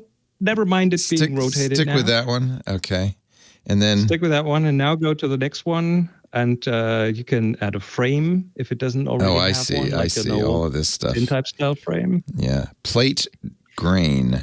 Oh, I could turn up the grain, make it really old-timey. Add an old-timey frame. Now go to the third one, to the eye. Yeah. And change Intensify my eyes. Oh, God, that's creepy. I look like a vampire. Holy cow. That's not a good look. Let's detensify. No, that's too detensified. How fun. And in the last one, the little drop icon, they can change the depth of field, perceived depth of field, and so on. And then when you save that, it goes straight to your camera roll. Okay. Save that sucker. Worth playing with it. Maybe try a different photo, though. That's terrifying. That's hysterical. That's a bit terrifying, yeah? Yeah. But you look like Doc Brown from 1850, you know? A little bit. That's a little creepy. Maybe do something a little farther away. And it helps if you have light in your eyes. Yeah. See, the eyes are weird. Okay. So I need to put more light in my eyes. Here, I'll do one up. I'll do one up in the air. But if you've ever seen a proper tintype portrait, this is very close. Oh, yeah. It's really close. Oh, that's going to be better. I got a better one. This'll work better. Yeah. Now, edit tintype. Yeah, see, that's better. That does really look like a tintype. Wow. Yes. Because there's more of the background. You could see more of That's a really good simulation. Yeah. Really good simulation. Yeah, that second one, again, never mind the rotation. That's something really wrong. I don't know what the hell's going on there. That might be your studio lights. I have no idea. Yeah, got too much light. And look how tan I look. Well, that's tintype does that. It does Honestly, that? tintype does that. Yep, that's how it works. If you have someone with freckles on a tintype, they'll. Oh yeah, that's right. Really Yeah. Yeah. All right, It's wild. because the tintype only sees like bluish light, so everything that's reddish will. Anyway, thank you, Chris. Gotta go. Bye. Leo Laporte, the tech guy, 8888. Ask Leo. I've been during the break playing with tintypes of myself. I don't know if I like this app or not. It's different. It's different. Worth playing with. Hipstamatic tintype buck. Yeah, cool. And again, we'll put all the links to his apps in our show notes. Heath is next on the line from Lake Isabella. Hello, Heath. Hi, Leo. Hey, I'm not smart enough to be called a dinosaur. The dinosaurs had brains the size of walnuts. You're surely smart enough. I tell you, I'm nowhere near the 21st century. Okay. I'm talking to you on a 13-year-old flip phone. Oh my goodness. It's on a 3G network, and my carrier pigeon notified me that I'm going to be losing 3G. Yes. But see, I never do anything other than talk and text. I don't do data. I'm not in the internet. The question I have is, when 3G disappears, am I going to lose everything, talk, text, everything, or what? Well, 3G is data, as you correctly assume. So losing 3G shouldn't affect your phone calls, except that, who's your carrier? Verizon. It might well be that when they decommission the data, they're going to also decommission the voice. So it's really going to have something to do with, what Verizon's choices are. It shouldn't, in theory, right? The voice is a different system.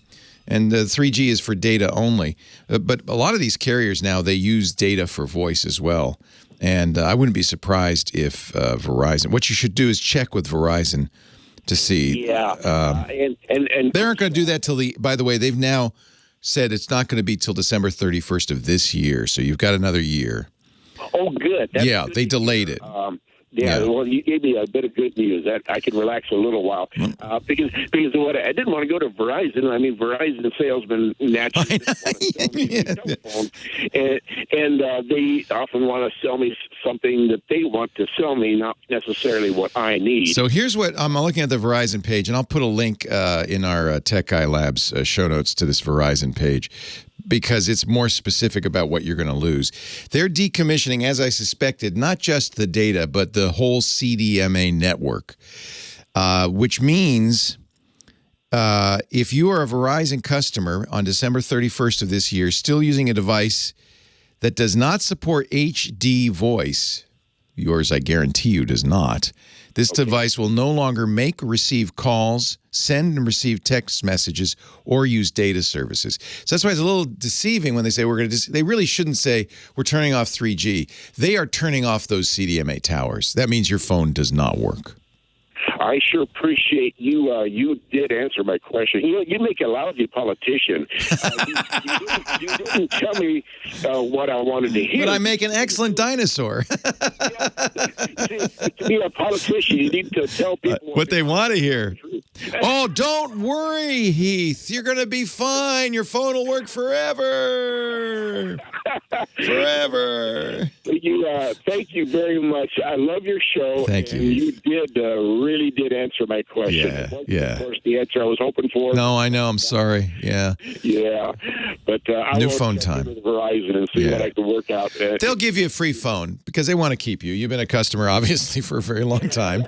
And they want to keep getting that, that $75 a month from you. So they will have free replacement phones that you can, in return, you'll have to agree to sign up for another 2 years, that kind of thing. Yeah. Okay. And also, too, the phone I'm using, I like it. It's a strong antenna. It's oh, yeah. I live in a very remote area, and I need a strong antenna.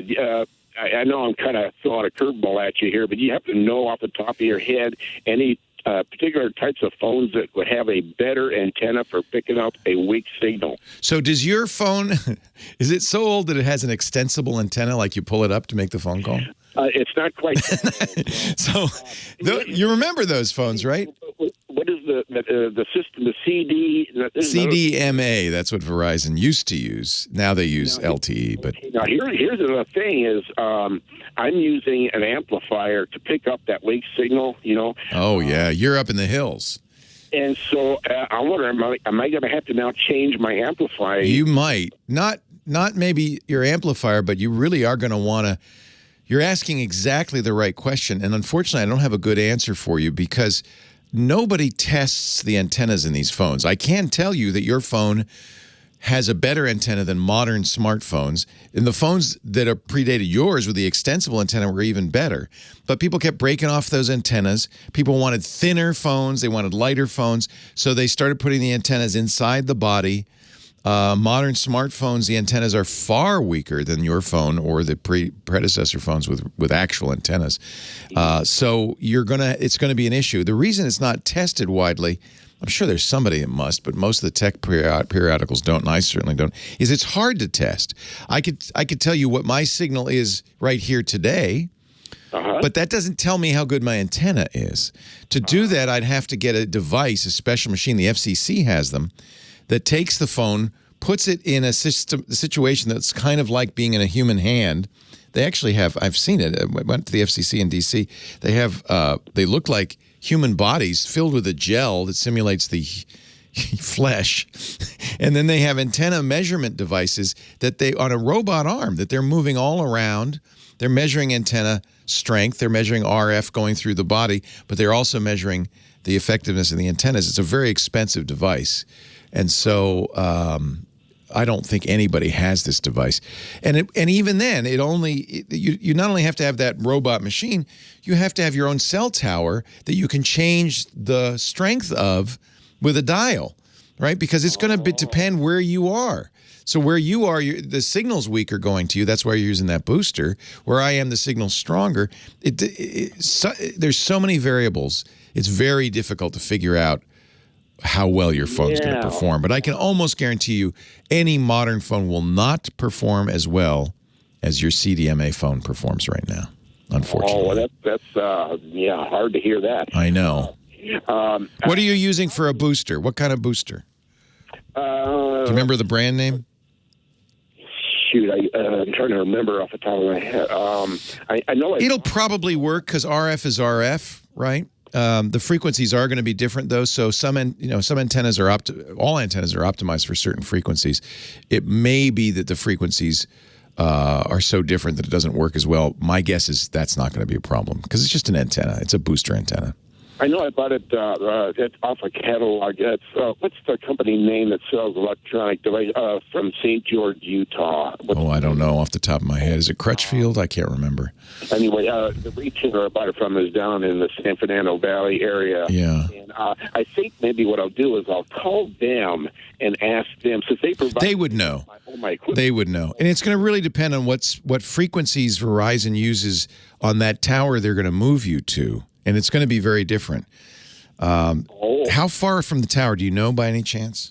Yeah, actually, there's 3 cell towers, and all 3 of them are many miles away, but they happen to, by random good luck, they happen to all 3 be lined up in a perfect row. So I point my unidirectional antenna in that general direction toward those 3, and I never know which one I'm picking up, but it doesn't matter which one. My guess is you're going to be, that booster will help for sure. Yeah. And it sounds like you had to have it even for that flip phone. Yes. Yeah. I had very little signal strength at all, and that unidirectional antenna and the amplifier has worked really well. But I'll call back the company that I bought the amplification system from and ask them. Yeah. And I'm going to give you one more thing. I hope I don't get in trouble for this. There is a code you can enter into your phone. Most phones, I don't know if it'll work on a flip phone, but star, and I'll put this in the show notes also, star 3001 number sign 12345 number sign will launch a field test mode on your phone if you dial that quote number. And in the field test mode, it will tell you signal strengths, which is actually for you going to be kind of valuable because you would then be able to see, as you move around, what kind of signal strength you're getting. No, it didn't work on my iPhone, so it might be that it doesn't work on all phones, but worth a try anyway. Hey, it's a pleasure talking to you. It's worth living in Lake Isabella, right? It's absolutely right, and I love your show. Thank you. Thanks for listening. I appreciate it.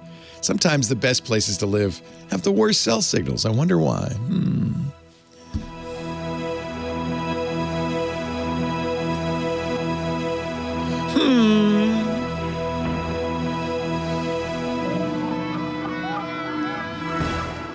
Oh, yeah, it didn't work on my iPhone for some reason. I don't know why. Let me try it again. Try it again. Star 3001 pound sign 12345. Oh, I didn't have the final star. Star. There we go. Look at that. Look at that. That is quite cool. That did work. Radio info, radio access, deployment type. I don't even know what any of this means. That's very cool. So I'm on an LTE signal on band 66.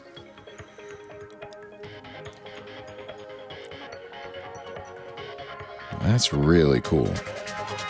How do I get out of that mode? Who knows? Who cares? I'm going to just stay in this mode forever. I think you just go whoop and it's gone. Well, hey, how are you today? Leo Laporte here, the TK. Time to talk about TIC. 8888-esque Leo, the phone number. I gave out a incorrect number right before the break. I just want to fix that. Actually, you know what we're going to do? We'll put it in the show notes. The number to, and it doesn't seem to work on all phones. It worked on my iPhone, but it didn't work for some reason on my Pixel 6 phone. The number to check, it's field test mode. The number to check the strength of the signal in your phone. And by the way, if you do this, you just hang up or you close the phone app and you should be back to your normal operation. I left out the final asterisk at the end. So it's star 3001, pound 12345, pound star.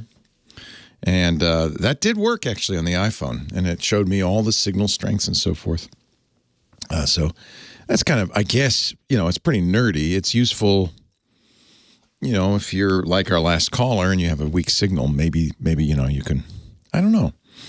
Maybe it's just for just passing interest. I guess it's different on the Android phone. Scooter X in our chat room says you just do that in your settings. Go to settings, about phone. Your numeric signal strength indicator will be available under either network or status, depending on the phone, and you can see it that way. On that flip phone, I don't know.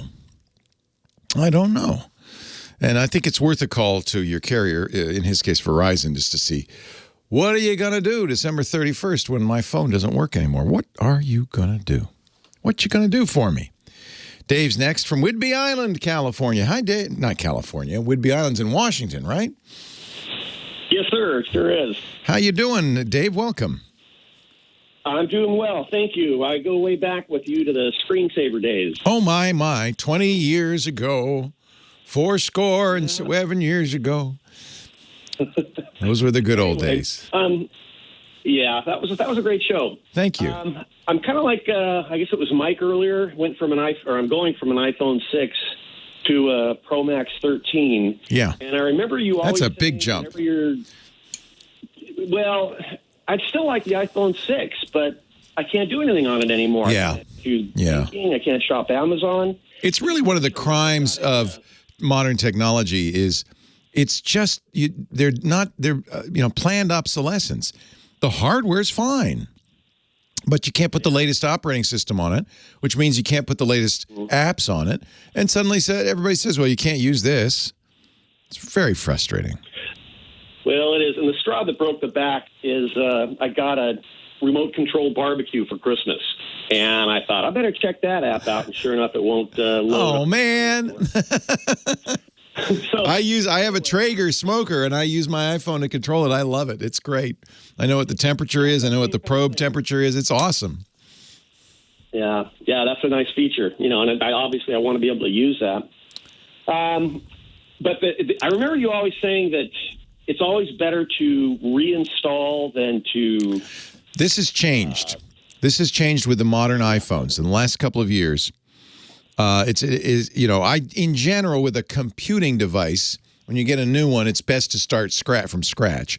And there's reasons for that, just kind of theoretical reasons for that.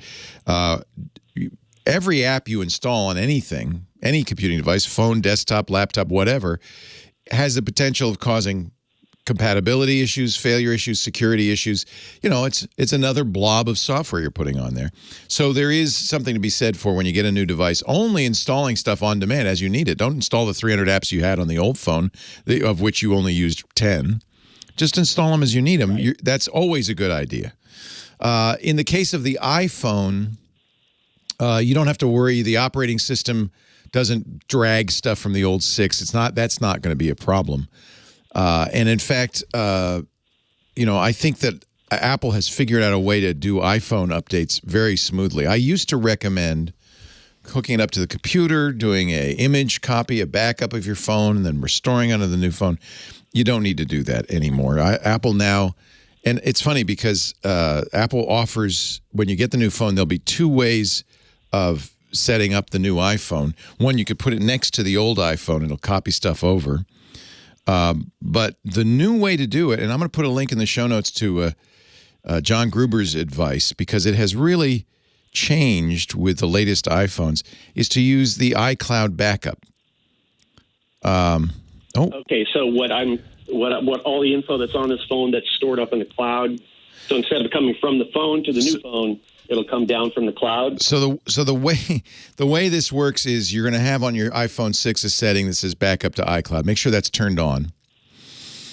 And in fact, you may have to pay for more storage if you have a lot of stuff on your old iPhone, but it would be worth it. Just do it for 1 month. It's $2.99 a month. So yeah, you got plenty. Yeah. So make sure iCloud backup is turned on. Gruber even says this. He says, in the past, my advice was to restore a new iPhone with a quick start device-to-device transfer. You put them side by side. It sees the one and it back. He says now it's better to do restoring from an iCloud backup. Let me think if that's right. Wait a minute. My advice on how to set up a new iPhone or iPad. I'm going to put this in the show notes. I'm looking at his article right now. No, he is saying do the quick start device-to-device transfer. Here's the difference. You want passwords, you want Wi-Fi access, you want all the settings that are on the iPhone 6 to come over. When you do the device-to-device, I retract what I just said. When you want to do the device-to-device transfer because it will copy all that stuff over. When you do an iCloud restore, it logs you out of a lot of the stuff. So okay, well that's good to know. Yeah. So I apologize. I had exactly wrong.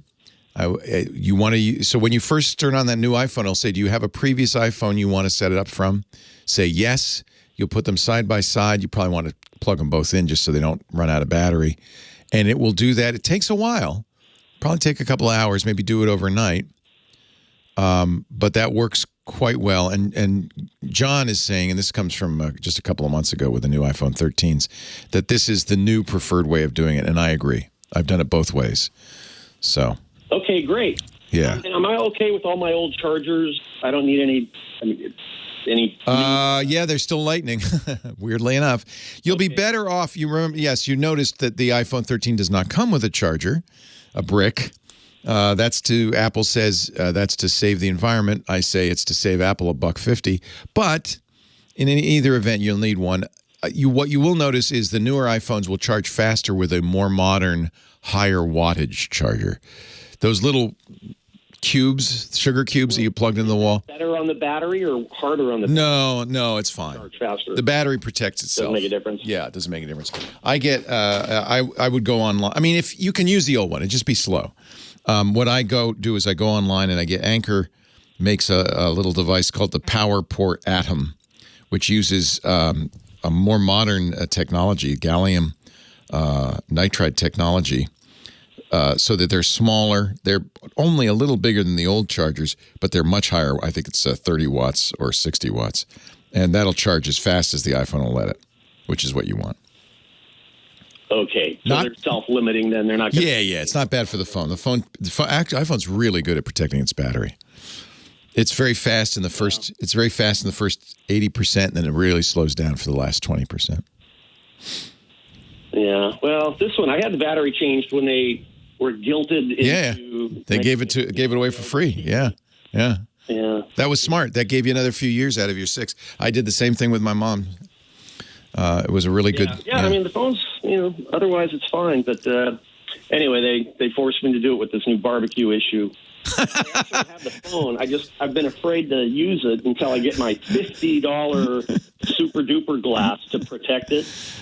And it's unbelievable for that stuff. I never put those on there. I have friends who swear by the tempered glass screen protectors. I haven't broken a phone in a long time, but maybe I'm just getting older. I don't know. Well, this thing's just so darn expensive. I don't blame you. I can do. Yeah, as Steve Martin once said, they made them supremely slippery and out of glass. What could possibly go wrong? That's no bad recipe. That's not a recipe for disaster. Hey, and if you have time, real quick, can I? I've got an old Windows 7 machine. Can I upgrade it in safe mode? Because it doesn't stay on very long in regular mode. Can you upgrade it? You mean you want to put it in a safe mode and then upgrade it? Right. You mean update, or do you want to? You want to go to Windows 10, by the way. Well, I'm the only guy in the world who used Windows Media Center, but it's. Oh, you don't want to lose your Windows Media Center? Yeah, they killed it. Well, I'm okay to give that up. Because again, it's working. It's not working properly. It'll stay on in safe mode, but it turns it seems like the video driver or something goes bad after a few minutes. So anyway, but can I upgrade? Yes, you can from safe mode. So yes, you can. In fact, in some cases, that's recommended. Oh, okay. Yeah, because you won't have loaded a bunch of drivers that might cause problems with the upgrade. The best way to upgrade is when nothing's running.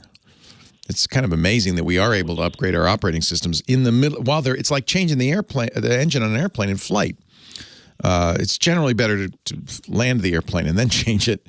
Same thing with an operating system. Always better to install it when it's not running, but nobody wants to do that. So yeah, in fact, safe mode would probably be better. At least you've turned off all the auxiliary systems. Well, I'm hoping this fixes my issue. But man, Windows Media Center used to be nice. You could. Oh yeah, you know what Microsoft said? Nobody uses it. They said nobody uses it. One guy on a tiny little island. One guy on Whidbey Island. That's it. Can you see Seattle from where you are? Can you shout across? Hey, Redmond.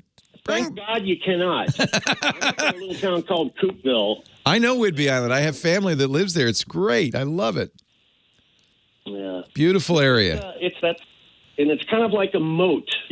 That's right. It's this little island. That's right. From, island living these days sounds more and more appealing.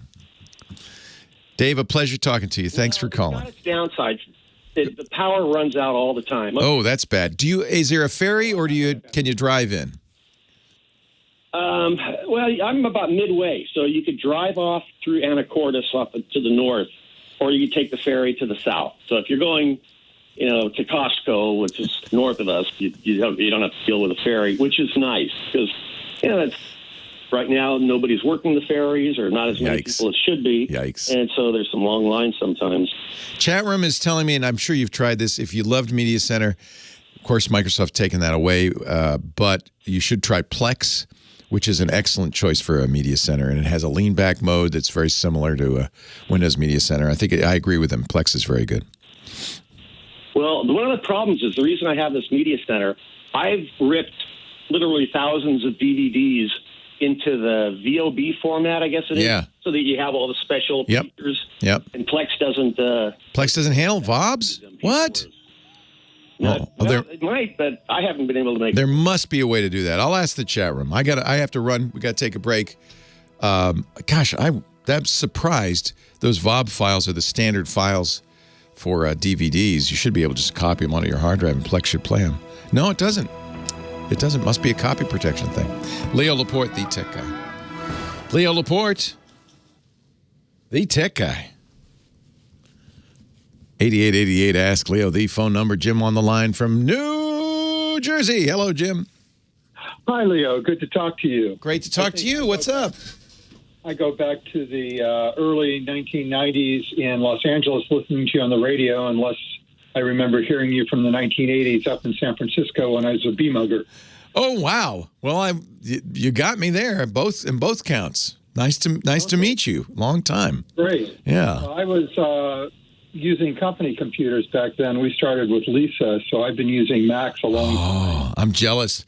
Man, I remember pressing my nose against the glass at the Apple store, looking at the Lisa and then looking at the price tag, thinking, I'll never own one of those.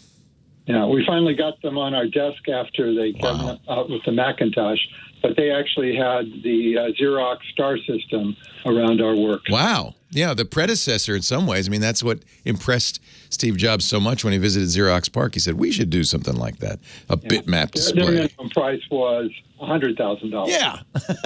Where did you work that they had all these great systems? Was it a desktop publishing company or something? Over at the Chevron Refinery. Oh, there you go. All right, up in Richmond.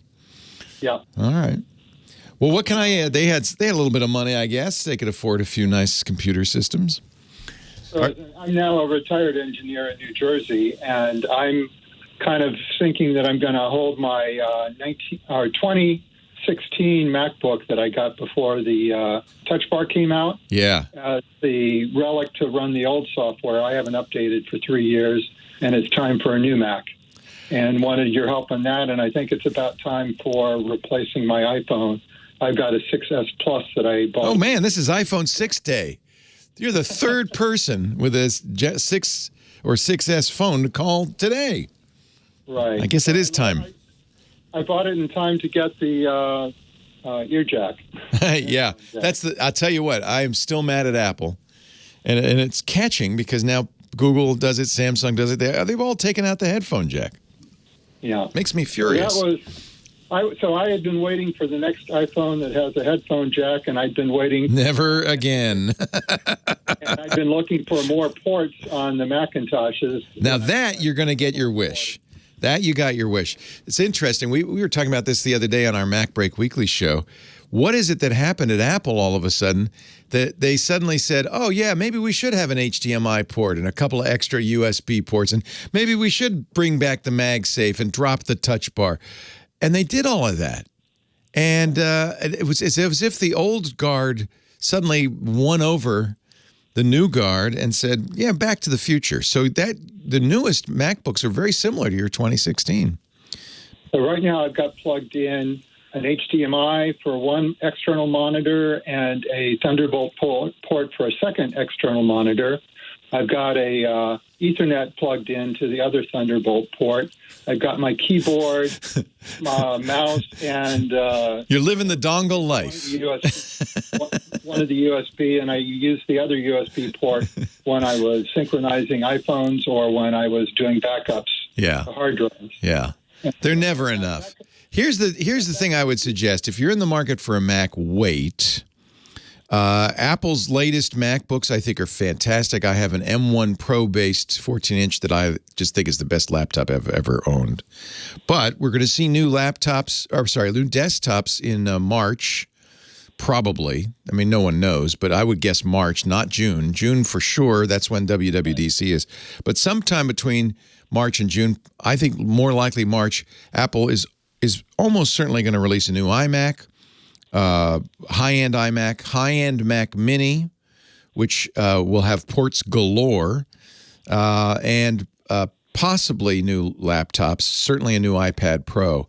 Apple has a lot of new products. Apple watchers say that 2022 is going to be a very big year for Apple. So while it's usually a bad idea to wait for a computer because, it's like waiting for the next bus. There'll always be a next bus. I think in this case, it might be worth waiting a couple of months at least to see what Apple is going to put out. Leo Laporte, the tech guy. We talk space with Rod Pyle right after this. Sorry, I ran out of time. Did you want a laptop? Yes, I did. Yeah. So certainly there's nothing wrong with the new MacBooks. And I think it's probable they will not announce another round of MacBooks till next year, late this year, rather. Okay. Those won't be in the spring. I'm getting things where it says you can't run software on this anymore. Yeah, it's time. You'll flip your lid when you get an M1 Mac. You're just going to flip your lid. I mean, these things, even from I bought the M1 when it first came out, bought the 13-inch MacBook, and my wife now has that. I have the new 14-inch MacBook Pro. She's tried it. She says, this is a lot faster. I said, yeah, we're back in that stage where every release is faster. Much. So you'd be very happy. You don't probably need a Max unless you're doing 3D design or editing big 8K video projects, things like that. Podcasts and Quicken. You'll be fine with an M1 Pro. That's what I got. Availability is easier on those as well.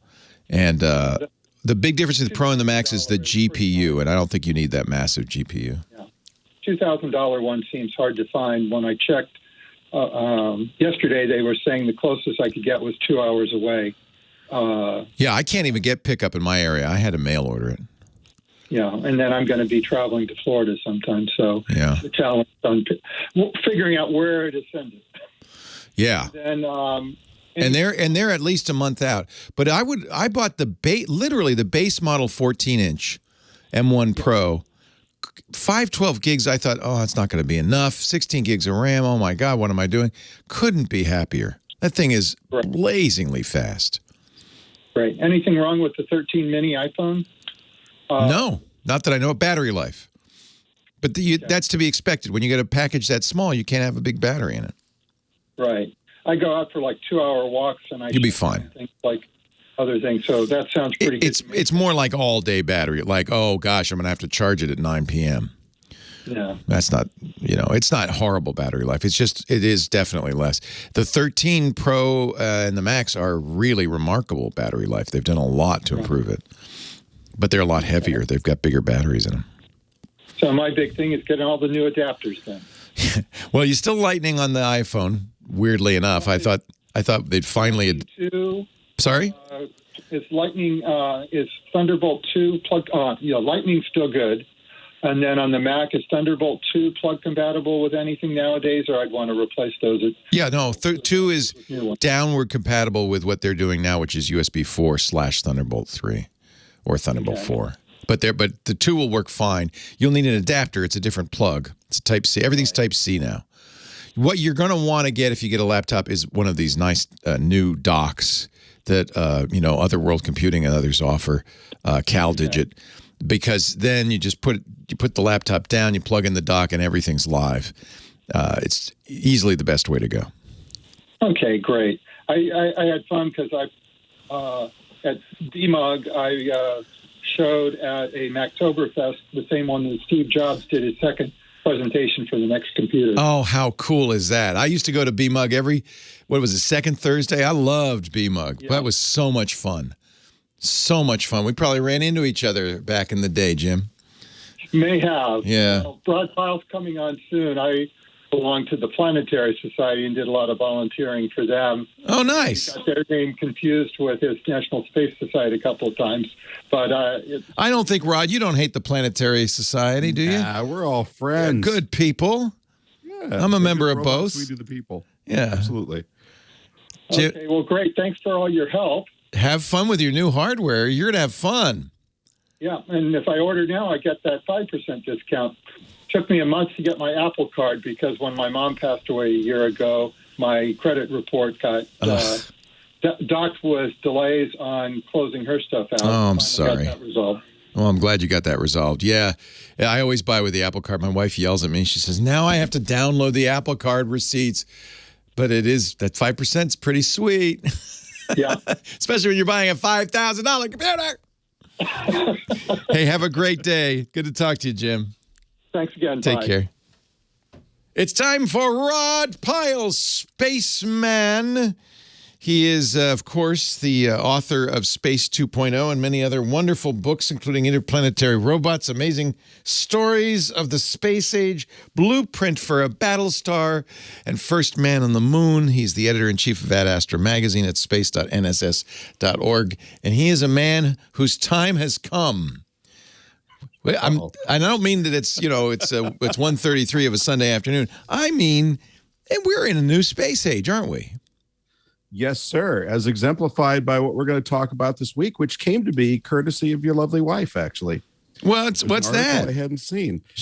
It's all about Amazon's Alex A. I'll say that to avoid the trigger factor. Going into space. Wait a minute. Now, you did send me a link. Yes. I guess I could play this.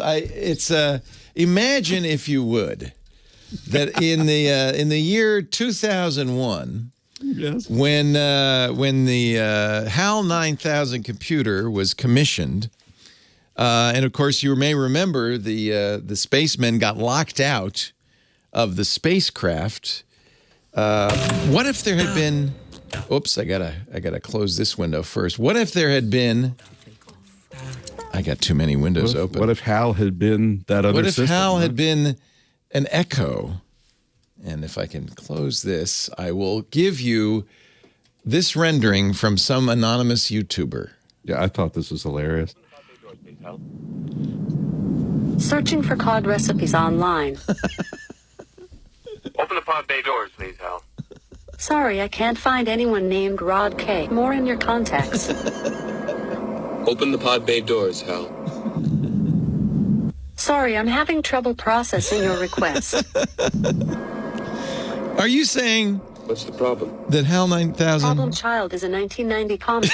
Doesn't have to be malicious, just as dumb as Amazon's Echo. Playing just Talking Heads on Spotify. It's kind of like having my poor Labrador on the other side of the microphone going, huh? So, but Amazon's Echo is 10 times better than Siri, so it's a race to the bottom, if you ask me. Well, and there's some irony. Why would they put Echo in space? Who's that for? Well, so I think Lockheed Martin got this idea that it would be probably a good PR move, but also that there could be some functionality to this. And rather than developing something themselves for Orion, which they built, they talked to Amazon and Cisco and said, we want to incorporate your Echo technology into the first flight of Artemis 1, which has no crew.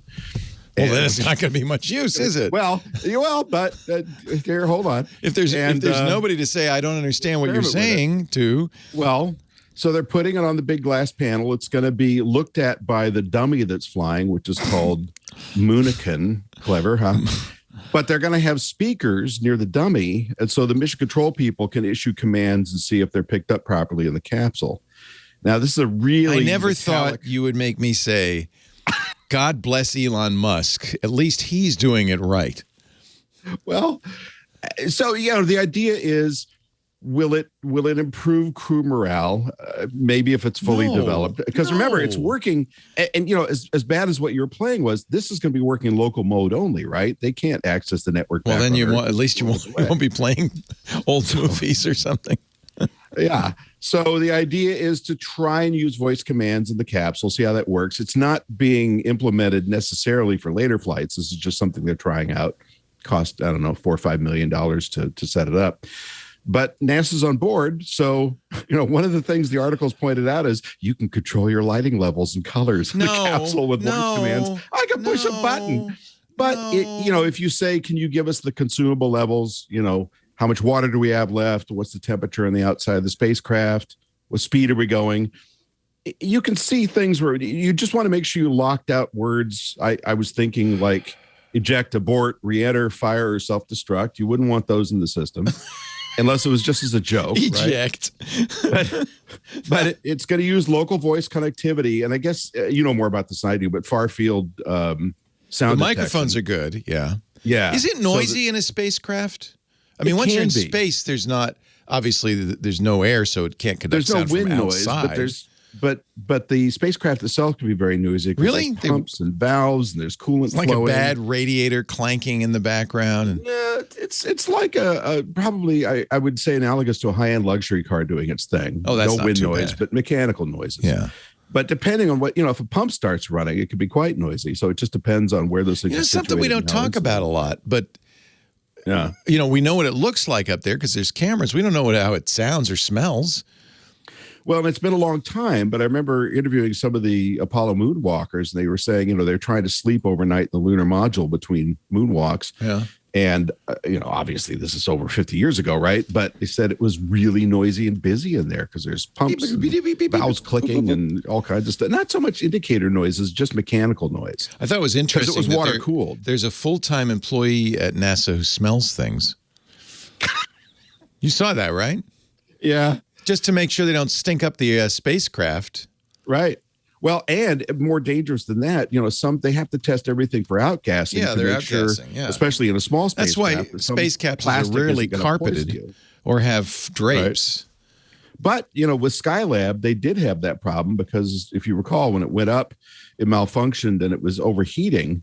And a lot of the plastic paneling inside started to outgas, and they were very worried about that. But it turned out to be okay. So that's when the guy got hired, probably. Yeah. Huh. So, yeah, they're going to have virtual crew, quote unquote, flying along, and they will try the ALEXA and run it through its paces and see what happens. But it's cool. And you know, to their credit, Amazon has also implemented a home program.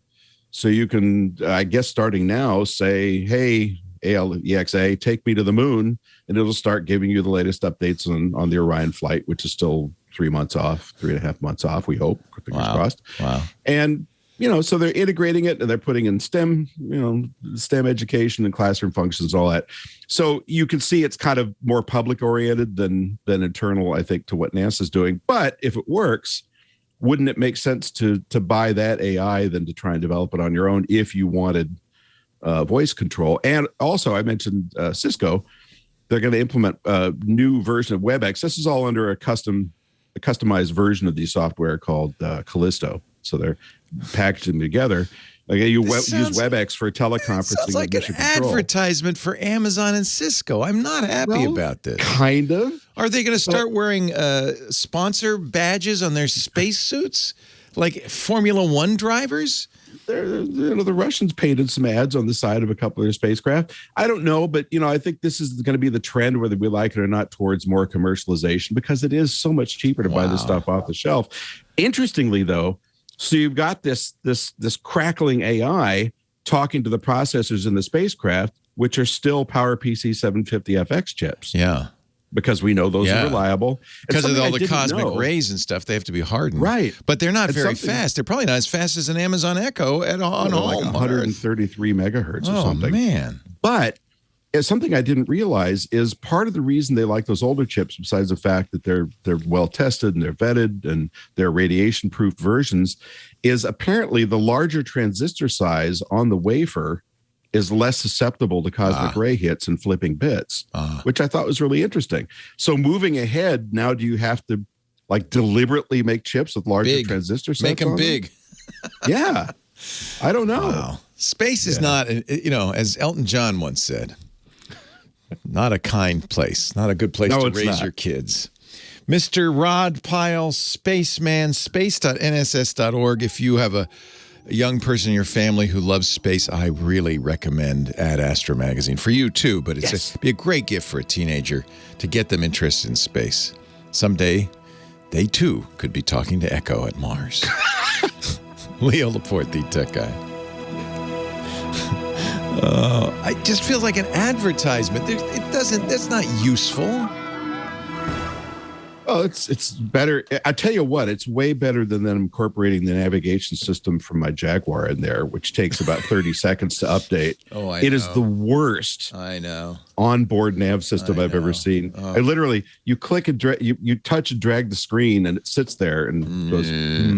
My old Audi, because they designed these years, ago, and the technology. My old Audi, the voice assistant, for some reason sounded like this. So it was looking for your address. Like it was underwater, right? It was just like, surely you could do better. Come on, you're Audi. Come on. Hey, I've got a great factoid for you. Yes, sir. They're aligning and collimating the mirrors on the web now. So as you know, they all locked into exciting. place. Everything's So happy. exciting. There's 6 little actuators on each of those mirror cells. Yeah. And they can align and I guess do a certain amount of flexing of them to make focus perfect. And it's going to take a while to do. Because there's such small motors and they're calibrated to move in nanometers once the thing is in its working mode. Yeah. But to unlock the mirrors from their launch configuration and get them ready for that alignment, they have to be moved about a ½ inch away from the locking pins. So there was a NASA guy that did a talk for us for the NSS a couple of days ago, and he said that those alignment mechanisms, those motors, move at about the same speed that grass grows.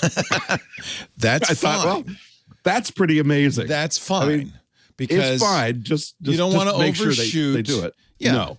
And you want to do it precisely. Have you seen, John was just showing me the chopsticks video on the Starship. Have you seen this? The chopsticks? Oh, the catching mechanism? Yes. Yeah. What They've the been working on that what? quite a while. Hasn't tested it yet, except with a crane. But yeah, It's pretty impressive. it works. It'll work really well as long as the Starship is under power coming down. But if they get a little bobble in the retrofire, Then what happens? Does it just crash? Well, hopefully not. I don't know what the tensile strength of those things is. Yeah. And that would be interesting to see, how much they can handle. But yeah, I just feel like that's the kind of thing they should be working on, not putting an Echo in the Artemis. This is just, to me. Yeah, but that's NASA, and, spaceship, SpaceX and SpaceX.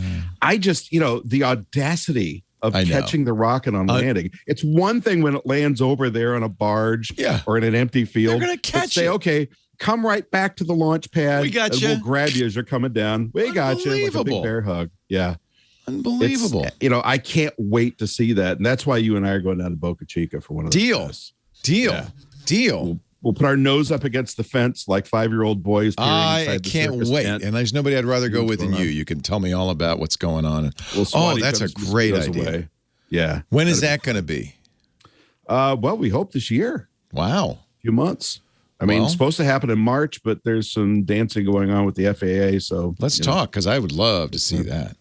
Well, you got a cruise to do still. That's in July. We got plenty of time. July. Okay. Oh my God! Look at that. Oh, sorry, I'm a little distracted right now. What are you looking at? Nothing. Oh.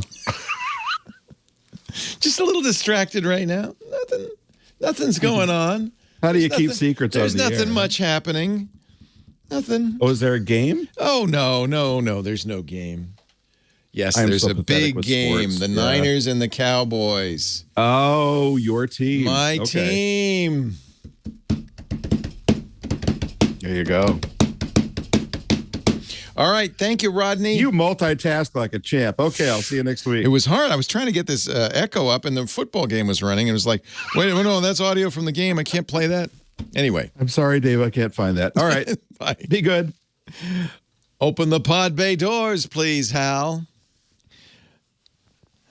thank you for letting me do my thing every week. To be your tech guy is the greatest honor of my life. Thank you for letting me do it. Thanks to Professor Laura, our musical director, doing a great job playing the hits.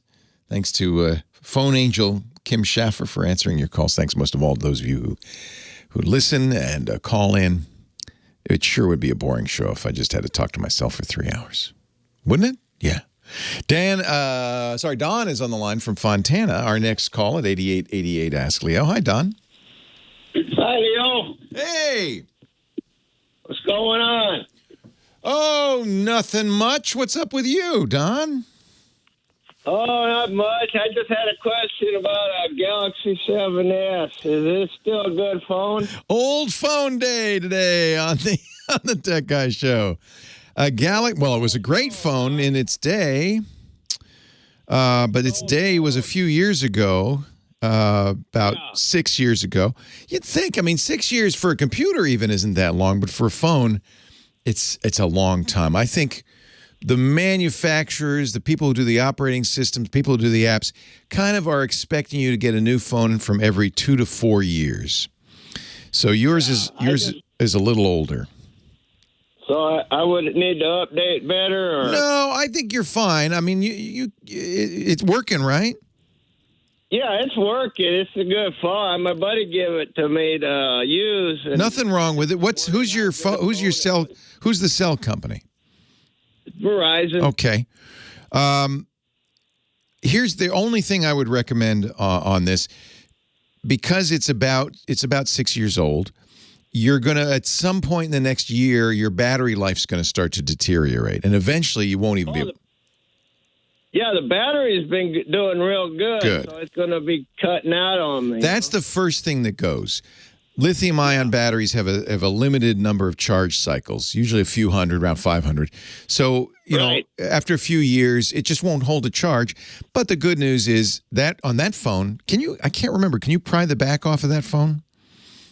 I don't know. I think they stopped doing that one generation earlier than that. The old Samsung, whenever I'd get a Samsung Galaxy S phone, I would buy 2 or 3 extra batteries because you could pop the back off and put a new battery in there. I think the S7, they stopped doing that.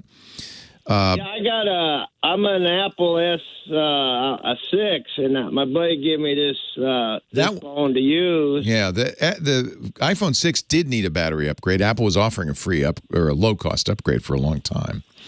I think you're probably all right. You're on an old the biggest risk, the battery is going to go, but then you can get it repaired. You can go down to one of those, I Break You Fix stores, and they'll put a new battery in for you. That's an easy thing to do.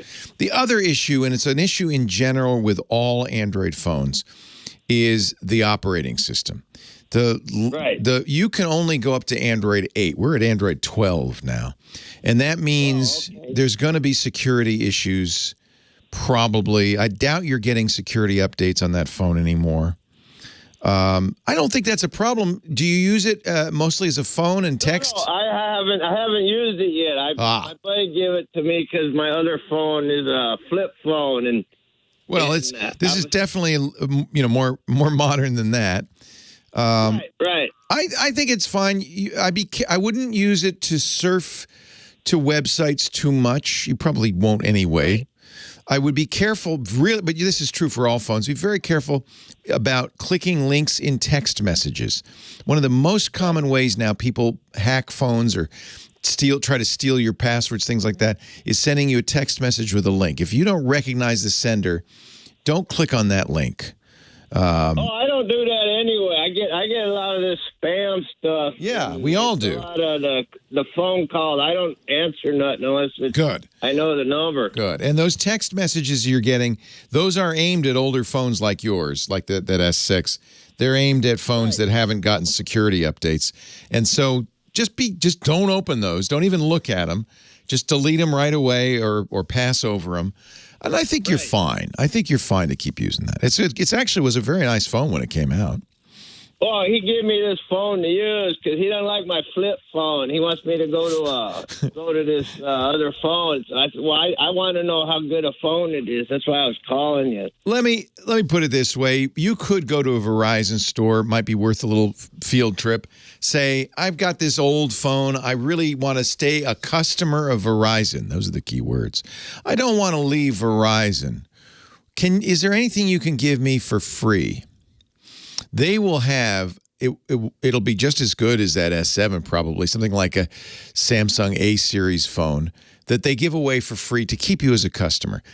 And if they have something that has a more modern version of Android and is getting security updates, if it has Android 10, which is probably what it would have, and check in the settings to see under system updates to see if you've got what the most recent, this is everybody who has an Android phone should do this.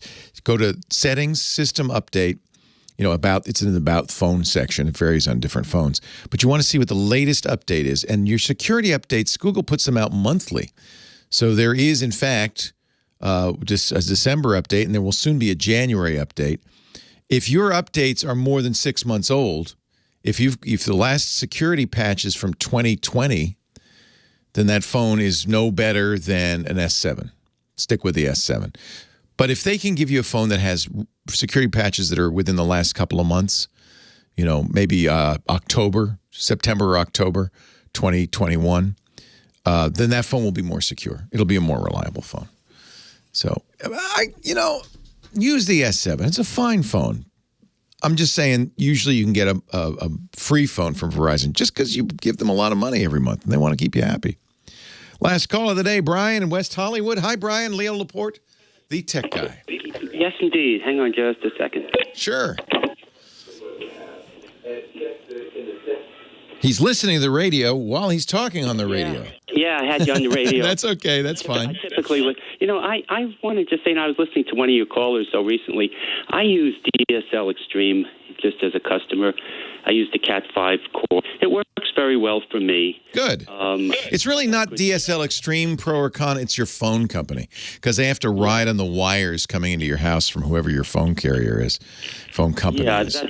I hooked up with them for a long, long time. They were a sponsor for years, as I mentioned, yeah. Yes, that's how I first learned about them. Right. I did a little research, and I use phone power along with them, and everything seems to be working very well. Well, the good news is they're buying the company back. They sold the company, and then the original founders, I hear, is buying the company back, which means probably it'll get even better. Oh, didn't know that. Yeah. News to me. Yeah. Great. That's great.